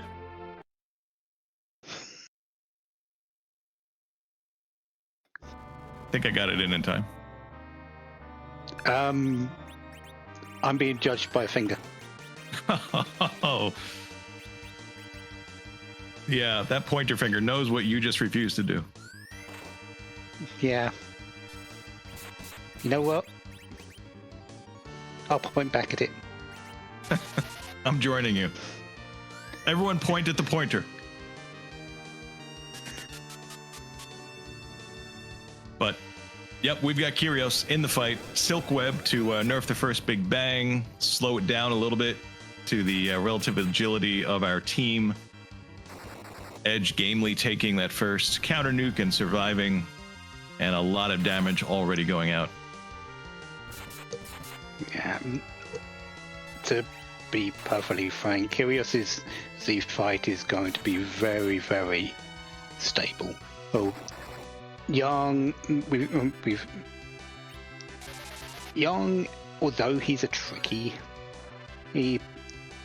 hero at times, his agility is very, very easy to make what you want it to be. He doesn't get too fast. He doesn't, and you can slow him down in places if necessary, or speeding up through his equipment. So it's very easy to get him into a place where everyone else is doing exactly what you want them to do. And even if you find yourself Edge is naturally fast as well. Yeah. Go ahead. I just think just with the power, and I'm seeing these HP totals, even if you had the worst agility setup you could imagine, I wouldn't be overly concerned. You know, we see Cecil hitting for 6k and occasionally 7k, and then Rosa with 2400 plus hit points. With Edge being naturally really, really fast and having good equipment, Cecil having a crystal sword and the adamant armor, Young at this point is doing in work with his punches. Rosa doesn't need to be fast. She just needs to sit back and cast Cure 4 when necessary, which was once. Now, nothing else matters because rocks are there. Meteor is the last phase of Zeromus Cursimus, and that's it. Very, very simple, very, very well executed seed from start to finish by Kyrios. Yeah, GG Kyrios, well done. That was an amazingly fast Z fight with all that power. Seed set it up to me. Yeah, Seed set itself up to be a very straightforward seed in terms of where everything was, but you still have to get through it, and that's what Kyrios did. Yep. We were wondering if that early fade of the Cecil would make a big difference. It certainly didn't, with the power that Edge provided, and then eventually catching up to the Cecil just made that team overwhelmingly strong. And we are joined now by the winner of that race, Kyrios. Kyrios, GG, congratulations. I'm sure you've got to be feeling pretty good getting the win for your team, New Moon. How you doing, Kyrios? Thank you so much. Yeah, feels great. I mean, my team has played great, and to be able to cap off the week like this and live to play another day, great feeling.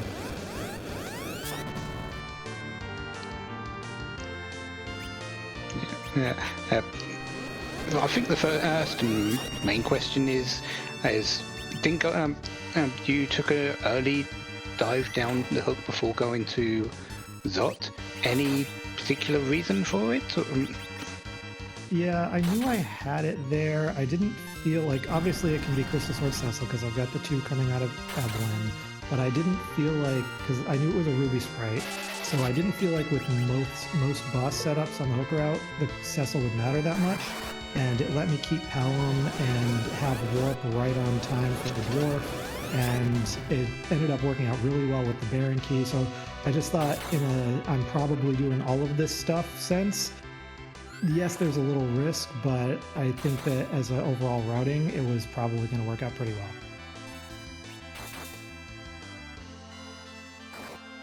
Yeah, I would agree. Certainly did for you. Having the double Ninja Sword Edge, kind of made up for some of the power that you were missing with that. At the time, you didn't know, but the potential of the Crystal Sword, Cecil, and yeah, just we were looking at your levels as you went into Dwarf, and I was wondering, like, if both of the fights were split XP, if there was any shot you weren't going to get it, but of course you did get to Warp with Karate in that second spot, plenty of experience, and got you where you needed to be. Even though, in this case, the Warp glitch didn't matter too much.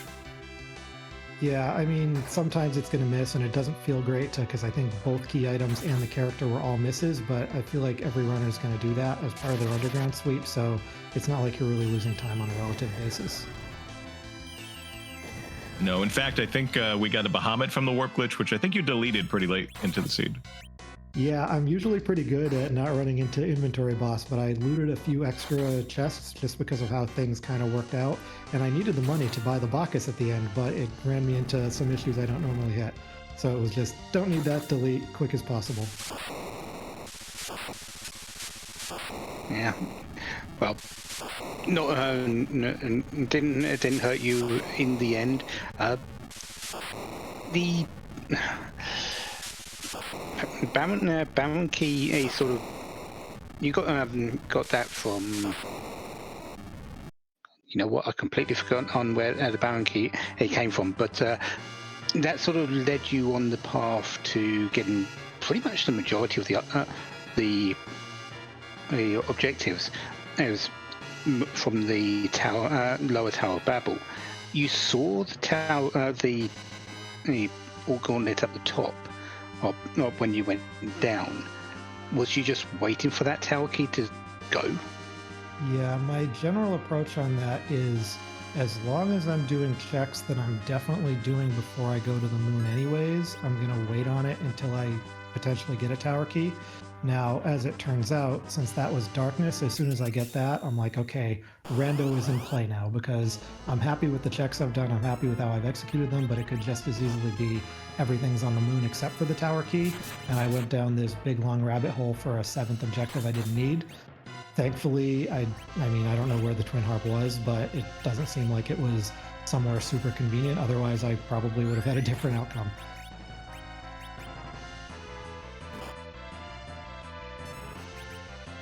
I was personally rooting for the adamant to come out of that white spear. I'm sorry, the Twin Harp to come out of that white spear rather than the adamant, because you had the pass. It would have been nice and convenient, and we would have gotten the music. But yeah, I'm sure you were happy at the time to see the adamant and know that your path to the end was pretty clearly laid out in front of you. And any concerns about seeing anything in the giant? No. At that point, with the levels from the ribbon room, the big question actually for me was whether to take the 2 Feymarch bosses before going to the moon, because I think those probably would have been pretty quick with Cecil doing his thing. But the ribbon room being basically the grind, it was a feeling to get that over with as soon as possible, and then that kind of led into everything else.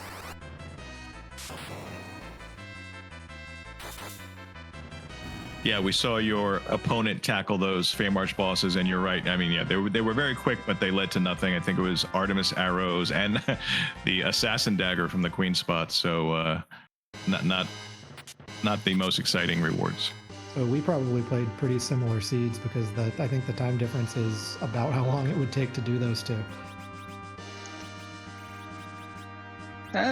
Yeah, you went down the hook route quite a bit earlier than Starman, but you didn't have. Starman went up to Zot before you, so it's sort of crossed over. But yeah, there was very little between you when it come down to the end of it, and yeah, that Feymarch could have been that very difference. But you've got the win, and then your team is continuing on. These last 8 weeks, how have your team felt as a team? It's been interesting because we had 2 players in Kryl and Yoshi who are experienced at playing randomizers, but not as necessarily experienced at playing this randomizer. And then we have Cubs and myself, who, like, I've known Cubs since I started playing. We run the Tango together, so we're very familiar. So it's been a really interesting mix of working with great people, and obviously look at their results. I mean, Kryl is 5-1, Cubs is 5-1. Yoshi has 2 critical wins, and she's played really well in a couple of the other matches. So it's just been a pleasure to be on a team with people who are trying to improve their game and who are really into the format and trying to win, and it's been a lot of fun. And I'll mention, since you won't, that I think this puts you at 4-2, which again is a very a great run in those in this set of races over the past 8 weeks. And I guess the other fun thing about this format, right, is that you're playing a great racer every week, right? It's just exciting races, and it's a lot of fun. Yeah, the matchups up and down the board have been great, really exciting. And yeah, just a chance for some really good competition, and you've exemplified that with your runs, including last year's ZZ5 and into this tournament as well. We were mentioning that your match versus Starman, I don't know if you two talked about it or mentioned it, was a battle of champions of former events. Starman's a bit further back and yours more recently, so that was kind of fun to have that square off. Yeah, we didn't have much of a chance to talk, unfortunately, but I mean, he's a great racer, and I'm going to really enjoy watching it back as well. So yeah, you can't ask for any more on a Saturday night. Honestly, this is just as exciting, if not more exciting, than the ZZ5 matches, because the playing for the team, right? Yeah, I've been surprised just that extra level, how much I've enjoyed it, being able to have such a strong rooting interest in your teammates, and then feeling the pressure to do your best for them as well. It's been really exciting, I felt. Meanwhile, my team has been sort of dropping my failures up a bit because, yeah, they've been playing amazing. I haven't done as well, but yeah, it's a team event. We've all in this together.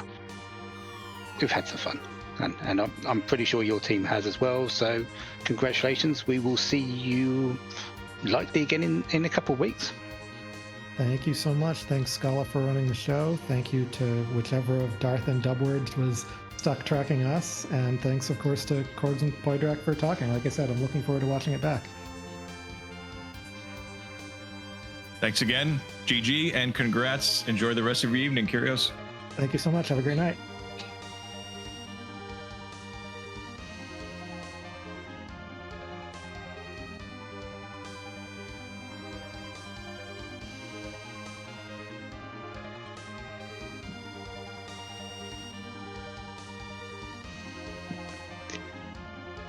So we did have Starman finish on our stream, unfortunately in second place in that particular matchup.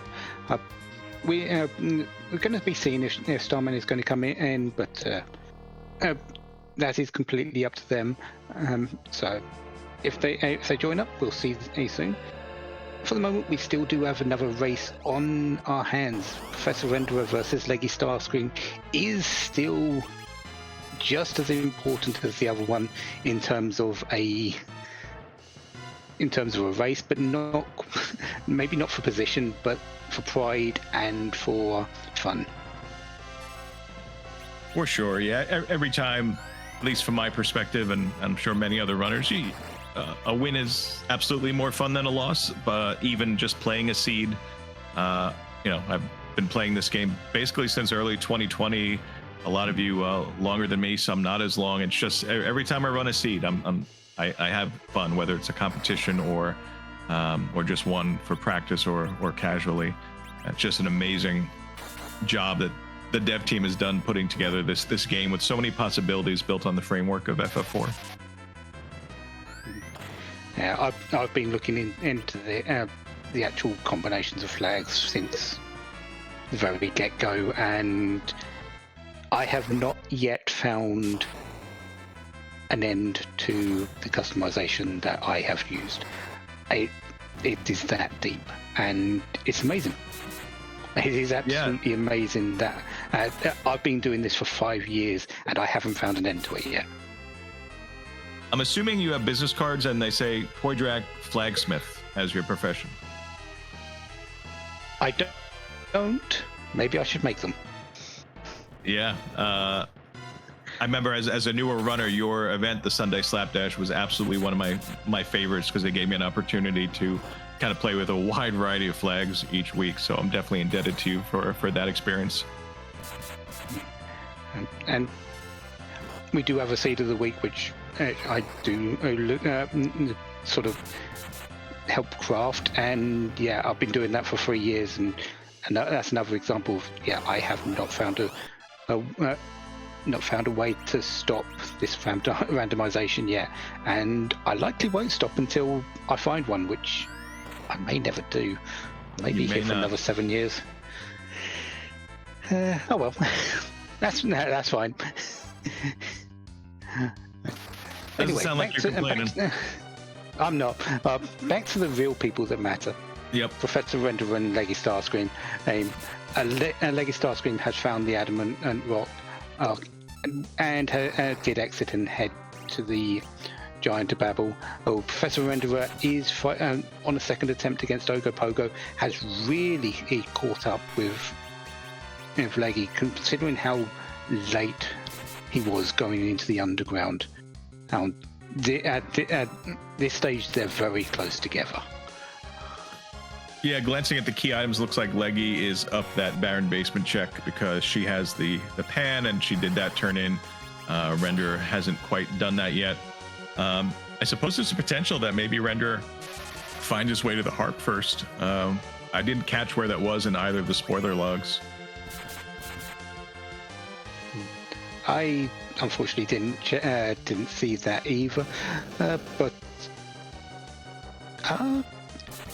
sort of by process of elimination, because we've seen Cave Value, the Cave Bahama being just an Excalibur, so Murasame's spot sort of seems like the space where the Twin Harp could be. Because I think we've seen the Crystal Sword Altar done, Crystal Sword Altar completed as well. Yeah, so it might be that last one, because all of our gating key items have been accounted for, I believe. There's only the Rat Tail and the Twin Harp, so one could lead to the other. That's true. Actually, it's very likely. So I'm pretty certain the Murasame spot is the way to go if you want to get a little bit of music in your life. Yeah, I'm curious to see what Render decides, because he doesn't have the tower key. Gonna maybe save first.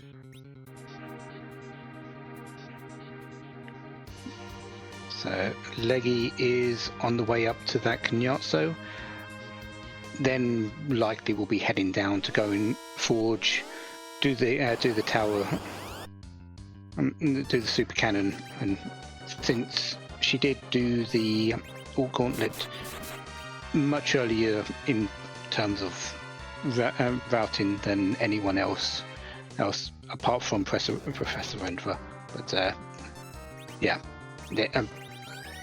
forge tower and tower super cannon off to sea. And we haven't seen the Crystal Sword Altar yet, but going now. So I guess that's a question to ask Leggy if we are able to speak to her after the seed. Is she had the access to the tower key before she went to the moon, correct? Yes. She must have. So that's, to me, strikes as a little bit of a gamble, because it is a required one and it could have led to one of the other objectives, but she chose to go to moon. So I'm kind of a little curious about that. Yeah, it's an interesting question, but we'll see what Leggy decides to tell us. And we see Renderer is getting told something by this evil wall. This Crystal Sword Altar is known for having super, super weak magic, but it's got strong other things, Boydrak. Yeah, that punches. You don't expect the wall to punch you really hard, but it punches you really hard. So I think Professor Renderer could get through it, but his levels aren't quite as at least last time I checked, weren't quite as high as might be safe in that against that particular fight. Yeah, it would definitely be a challenging fight with his current team and levels. So we'll see what more Same Altar has in store instead.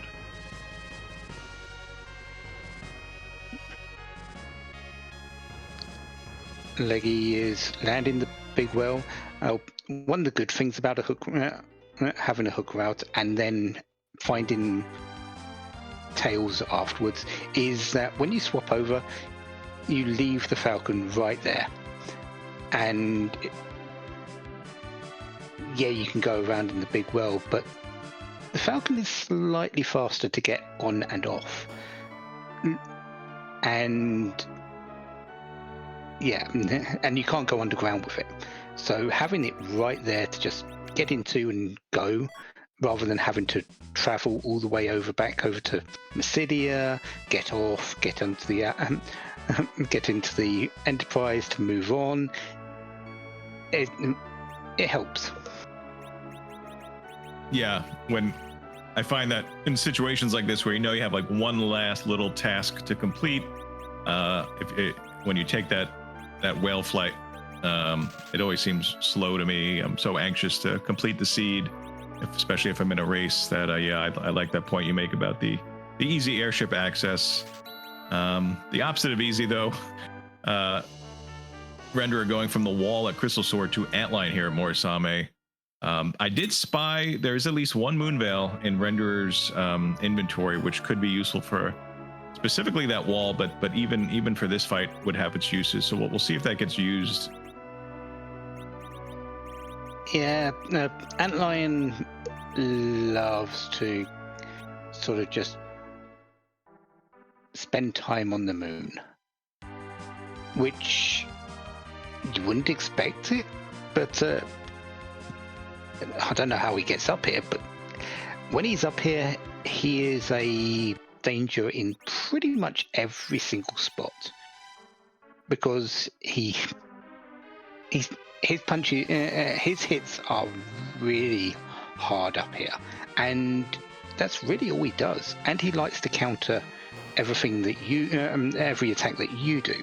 So he being up here makes him a whole lot more dangerous. Yeah, Render's got some dangerous stuff of his own, though. We saw his Rydia has a Bahamut, I think her only runner to keep the Rydia and power her up with her ultimate summon. So good damage coming from Render's side. The blinks going up. The pretty good damage from that backroad Cecil as well. And we see the counter is whiffing quite a bit here. Yeah. Counter is a magical spell, but it runs off physical power. So if you've got any decent amount of magical defense, which this team has quite a bit of, as the adamant armor out there, Rosa and Rydia have good magical defense. Those counters don't really hit. Yeah, real good fight from Renderer the second time around against Antline. Let's see if he gets paid off. Ribbon, well, Ribbon in that Moonveil, you get through that evil wall. Yeah, but in Professor Renderer's case, you've got to go all the way back down. Yep. And I don't see him wanting to do that. I think that Baron, okay, Cave Bahamut first, but that Baron Keys is sitting there and looks a whole lot more tasty than walking down the moon again. Yeah. One of our trackers, Darth Plagial, making a really great point. Leggy at this stage is probably thinking about her long walk back down the moon, but she's about to get the shortcut. Hand delivered. You always, I love seeing the pass. Oh, so, if you come back down and you're thinking, okay, I've got to walk back up the moon, how long is that going to take? And a pass lands in your lap, as literally the last thing you've just done, you go, yes.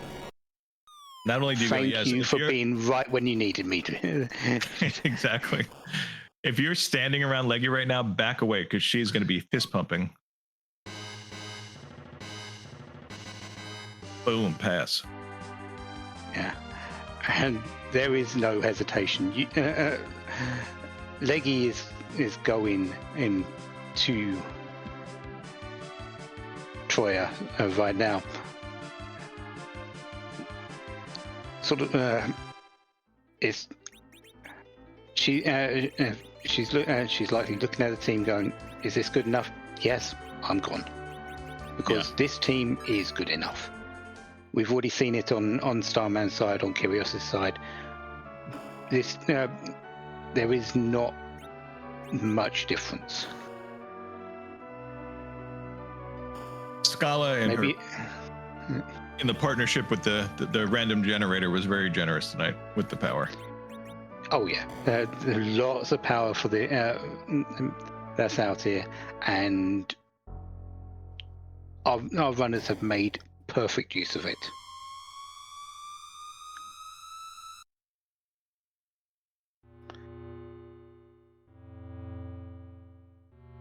I know at least one other runner did K Bahamut. I do not remember what the reward was. It was Leggy, and Leggy received a Excalibur for it, which is a great weapon, and actually something I think Leggy is making use of, because I don't think she picked up a crystal sword. That's a good point. Yeah, that's true. I was thinking we'd see it darted, but yeah, if that's Cecil's main weapon, I think he's gonna keep his hand tightly gripped around the hilt.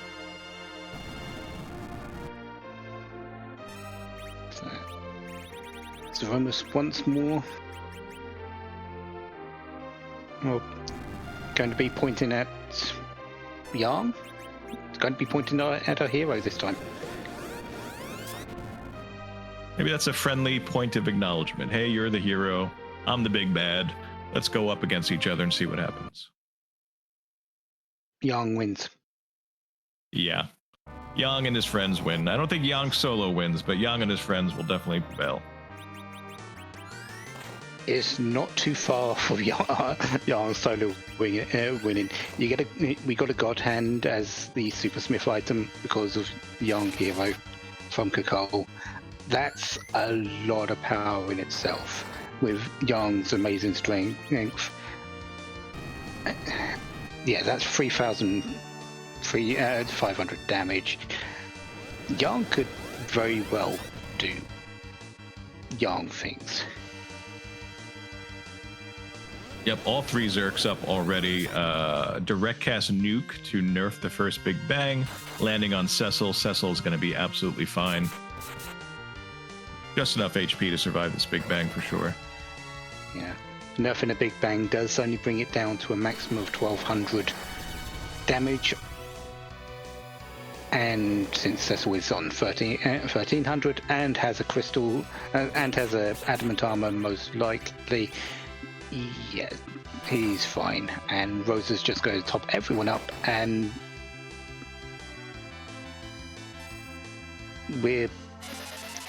I'm not sure how you punch a finger like this.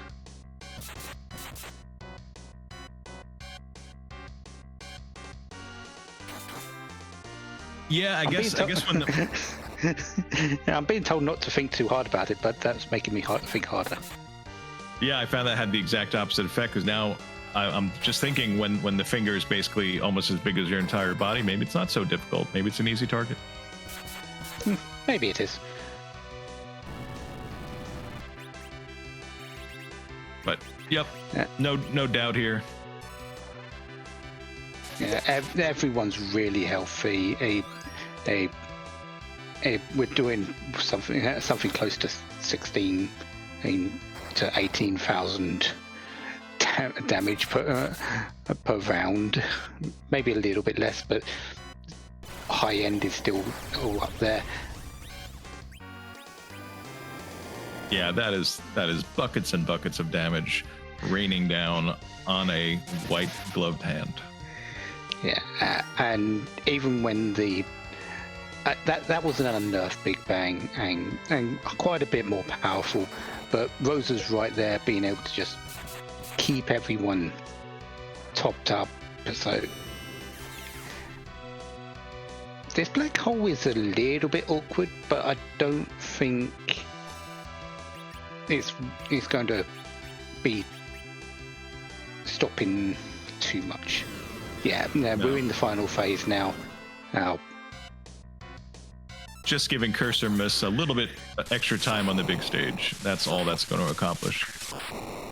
Yeah, and was just one hit away.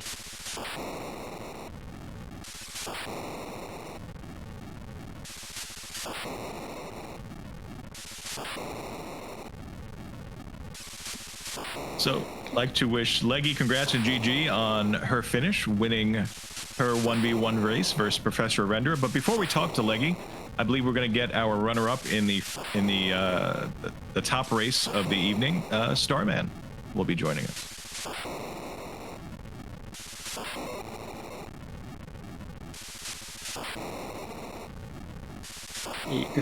He went wrong room. Right, after a little bit of a shift around. Hello to Starman. I joined the wrong call. We noticed. Did they not wish you GG when you joined?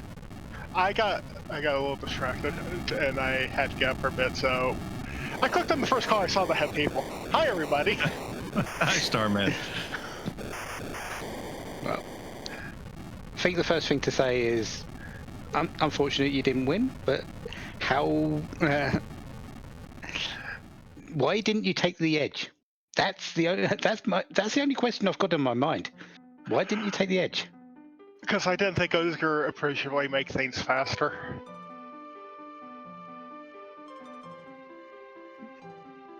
How so?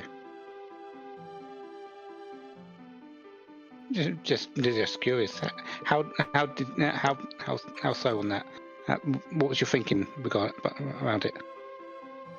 For Edge to really be worth it to me, I have to have like 2 good ninja weapons. Just one is not enough. So of course I immediately get like a whole bunch of ninja gear.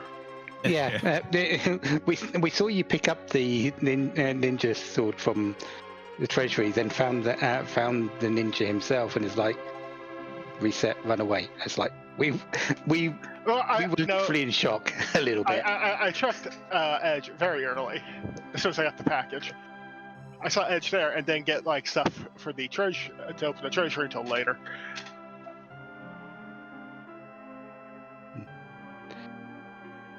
Yeah, fair enough. To be honest, though, going up Zort, finding the Cecil Crystal Sword Cecil was pretty much everything you needed. Though after that,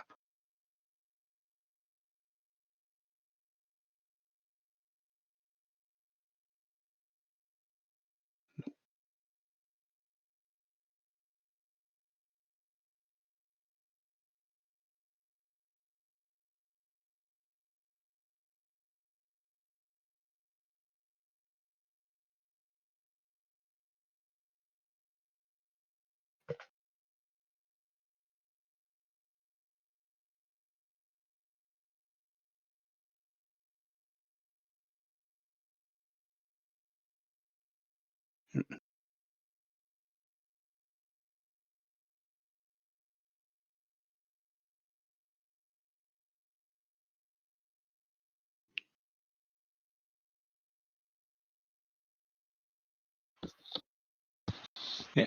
So,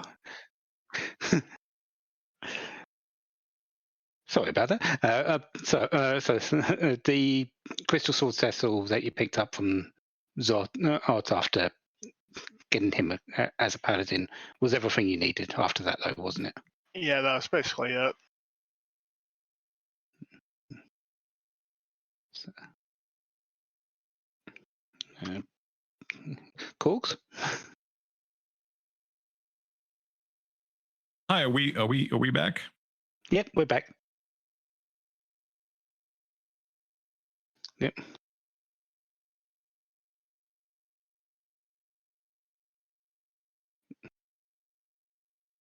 Yeah, I was curious to ask you, Starman, since you've been with this community such a long time, you've competed in so many different events. What you just thought overall of this event as you've run it so far, with this new format that we tried. My overall thoughts, I'll probably have to sit down and think about later. Right now, I just have fun. I'll be honest, these times I do not really join tournaments these days to like go deep. I didn't put much practice into this one, even though I really should have. I'm just joining things these days just to have an excuse to play for Enterprise for a bit before I go on break again, and then surface from beneath the waves, like some, I don't know, like Leviathan. Yeah, we mentioned that we're excited because your matchup versus Kyrios was a matchup of two champions of past events, and that was kind of fun to kind of see the history of Free Enterprise, recent and a little further back, kind of on display at the same time, and you finished such a close second to Kyrios tonight. I liked your early Fey March play. It was just unfortunate you got some like the worst rewards you could have gotten from those bosses. Don't know why I ever do Fade March anymore. It never pays out. And unless it's like Wyvern there, in which case he'll always hold something required. Yeah, is there some math equation where easy bosses yield low results and difficult bosses yield good results? No, it's just Fade March never pays out. Fade March, Fade March, Fade March. I should listen to the invent in the back of my head and just fade the Fade March. Well, you didn't. You still got through those fights very quickly. It's just unfortunate this time. But we do want to thank you for always being. You might only surface every now and then, and for some of these tournaments, but we want to thank you for doing that because you are an excellent runner, and I'm certain we'll be seeing you again very soon, won't we? Yes, most likely I'll probably hop into the comms booth. Looking forward to that, Starman. Thank you again for racing tonight, and GG on your entire tournament run so far. And we'll see how the whole playoff round shakes out coming up. All right, literal.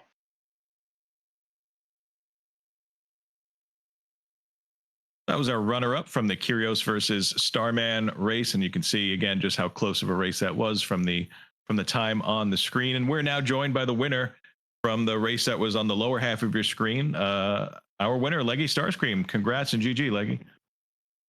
Thank you. I'm jamming out to the harp song that I didn't get to hear. Well, that pretty much was everywhere because between me and Corks, we're not even sure where that harp was. Yeah, I definitely ran off to use the restroom when the spoiler log was showing, so I didn't see. So we may never know. We may just never know. Indeed. Yeah. But you got the win today. How does it feel for you today?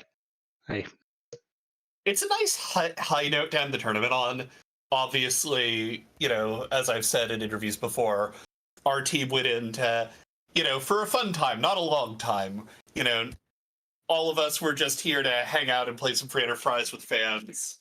And, I'm just glad I could pick up a second W. Yeah. That your team was, as I remember, was completely founded around jumping in, having fun. Don't care where you end up. Exactly. Obviously, no shame to the people who are out here, working their butts off to do really well in this tournament. Honestly, y'all rock. But all of us were, we want to hang out, we want to play. This is a good excuse to, spend some time with, honestly, one of the best communities around.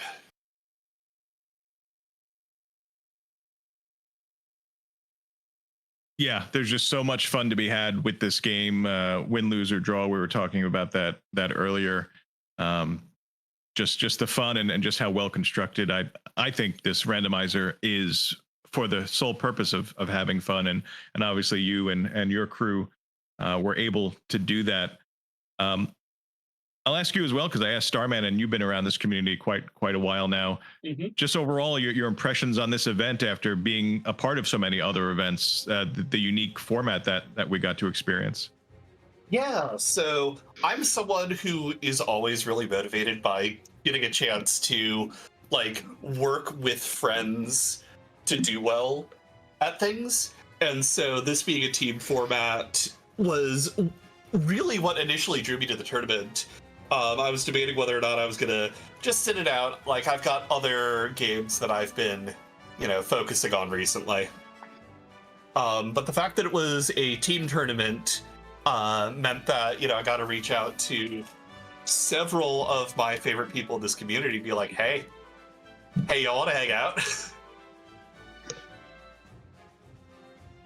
And you, Zoe, Neon, and Alice, and Neon, known great a runner.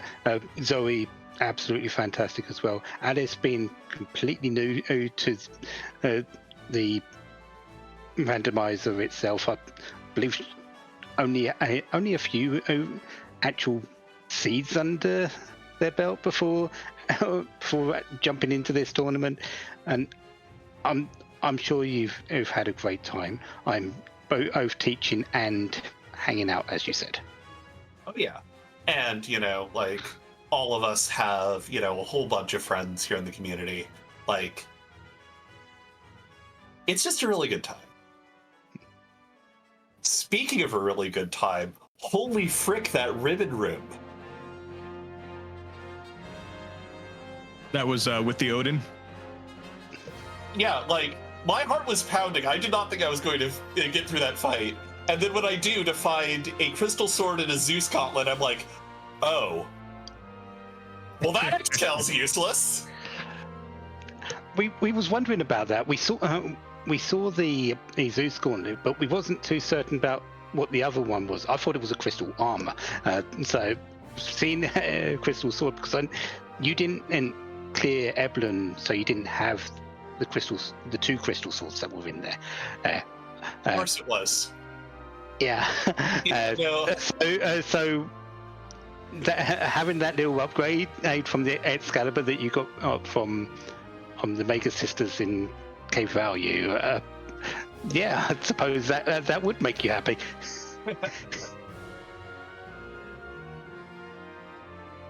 Yeah, we saw a wide variety of folks make decisions about Cecils and crystal swords, but yeah, most folks found one before that spot, and we're just happy to get the Zeus gauntlet itself. But you did not have a lack of power throughout that seed. I think Scala was pretty generous. Oh yeah, definitely. Obviously, who knows where music was hiding, but I will have to say, I did appreciate the one final present Scala left me in this seed.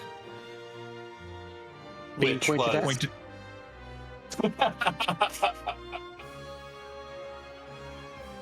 Yeah, it's just like, okay, that's the only finger I need to play the rest of the seed. I'm just going to circle up the boys and let them go to town. I didn't have a silk web, so I had to heal a couple of times, but, like, you could not wish for a better Zerubus fight. Yeah, you got those berserks out very quickly. You had that direct nuke for the nerf instead of the silk web, as you mentioned. So yeah, aside from that black hole at the end just delaying you by mere seconds, there was no doubt what was going to happen throughout that fight. Yeah, like I'm always nervous. I'm always a little on edge until I see the party rocks start dropping. And when they drop when you're high HP, you just go, well, that was a thing. Oh, that hit for 800? Oh, that's cute. Yep, just brush them off and defeat the big pointing finger. Mm-hmm.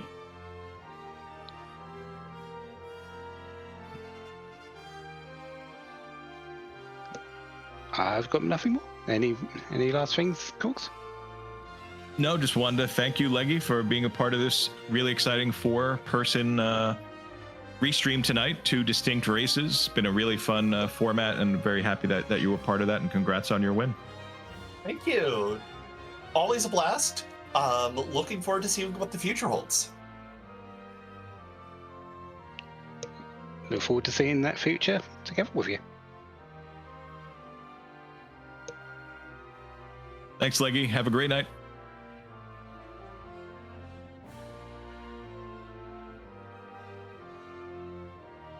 I think we're going to be joined by Professor Render, runner-up in the bottom section of your racing screen tonight. Good evening, Professor Renderer. GG on your run tonight, and how you doing? I've done fine. So all I had left on my what was left for me in terms of objectives was not just Babel, but Cannon and Magnus. I don't know where those where the Tower Key and the Twin Harp are. Tower Key was behind the Pan, which was behind the Baron Key. It was demissed on the Odin throne, because of course it is.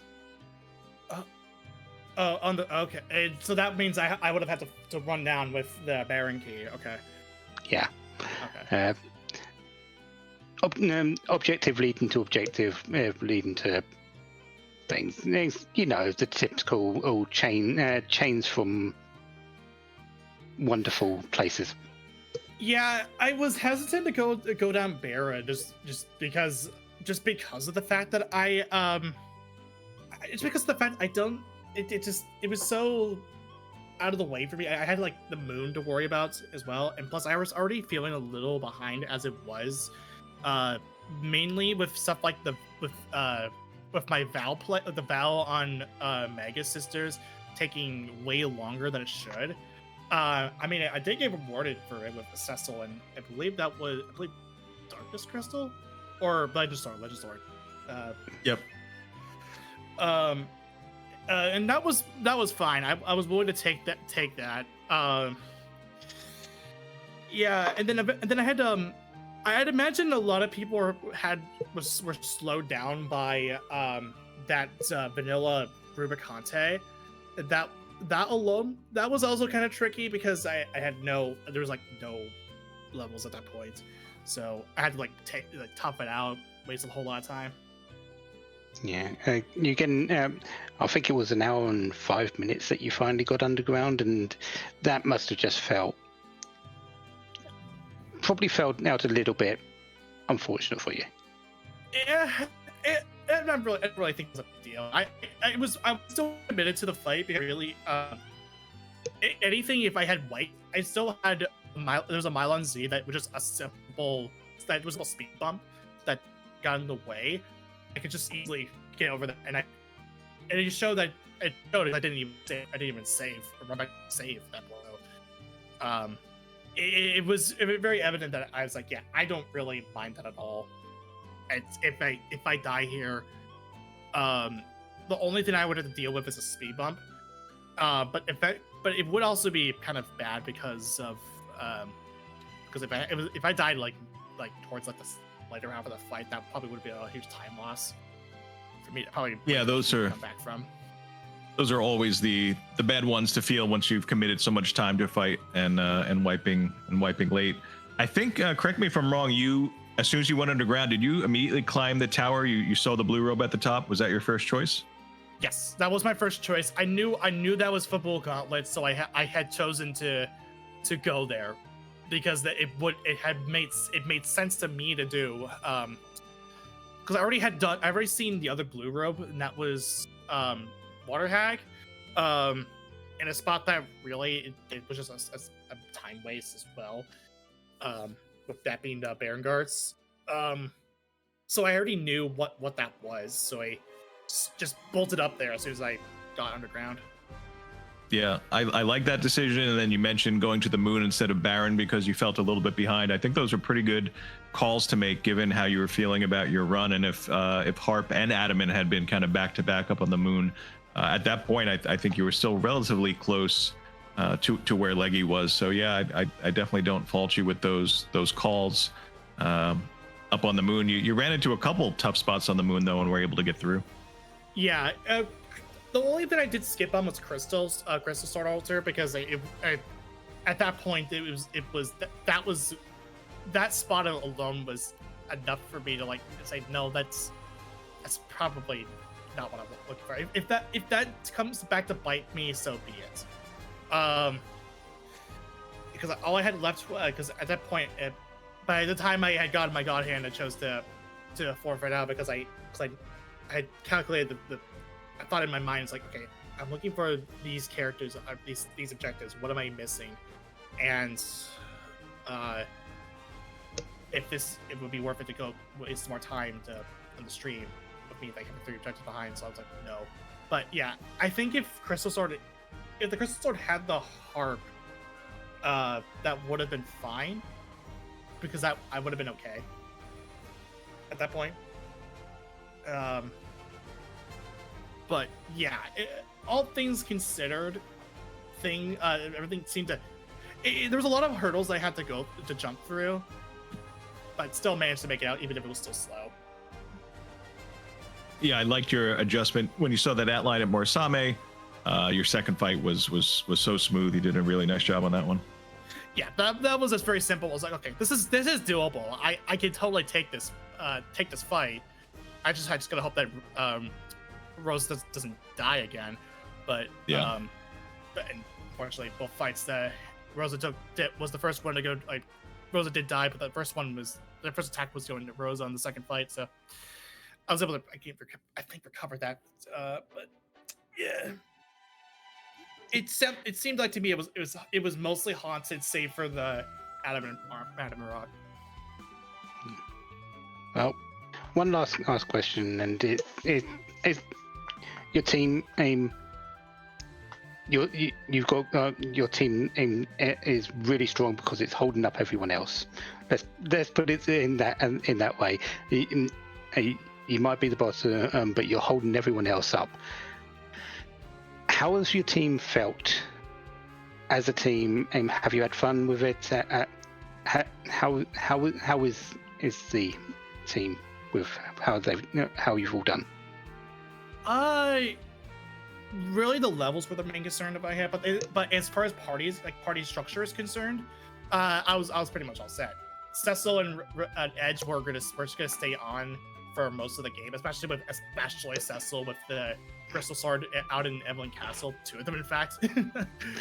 Sorry, I did mean your team as a whole for the tournament.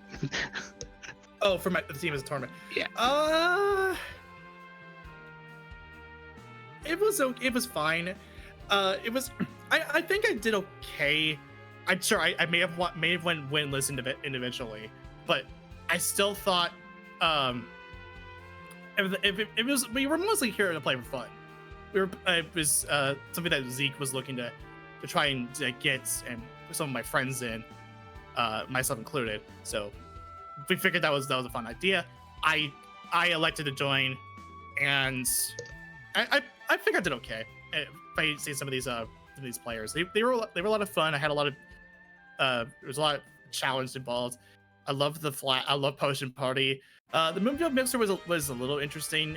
With Black Baxter 5 being giving you a little bit difficulty with getting yourself geared up, but everything else, I just had a whole lot of fun. I just personally wanted to just thank all the admins, especially for putting this on.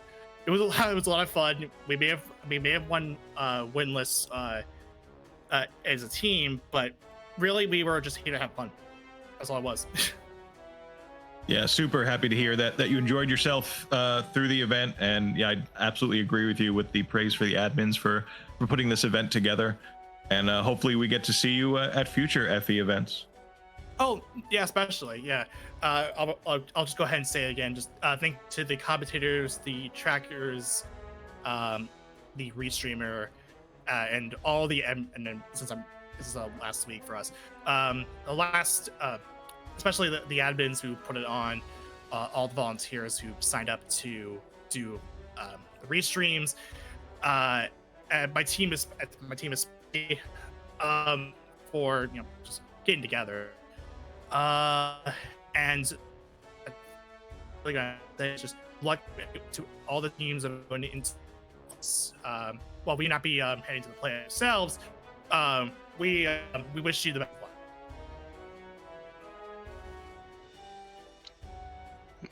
Thank you very much, and yep, we'll be looking forward to seeing you in the future.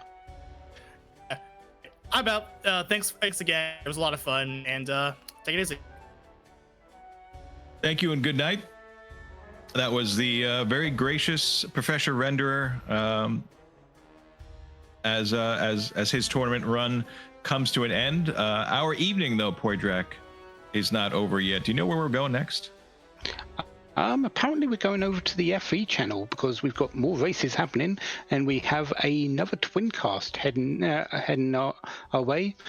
We have Stupid Sexy Flanders versus Elven Sorrow, and Nerocad versus Soapbox Gamer.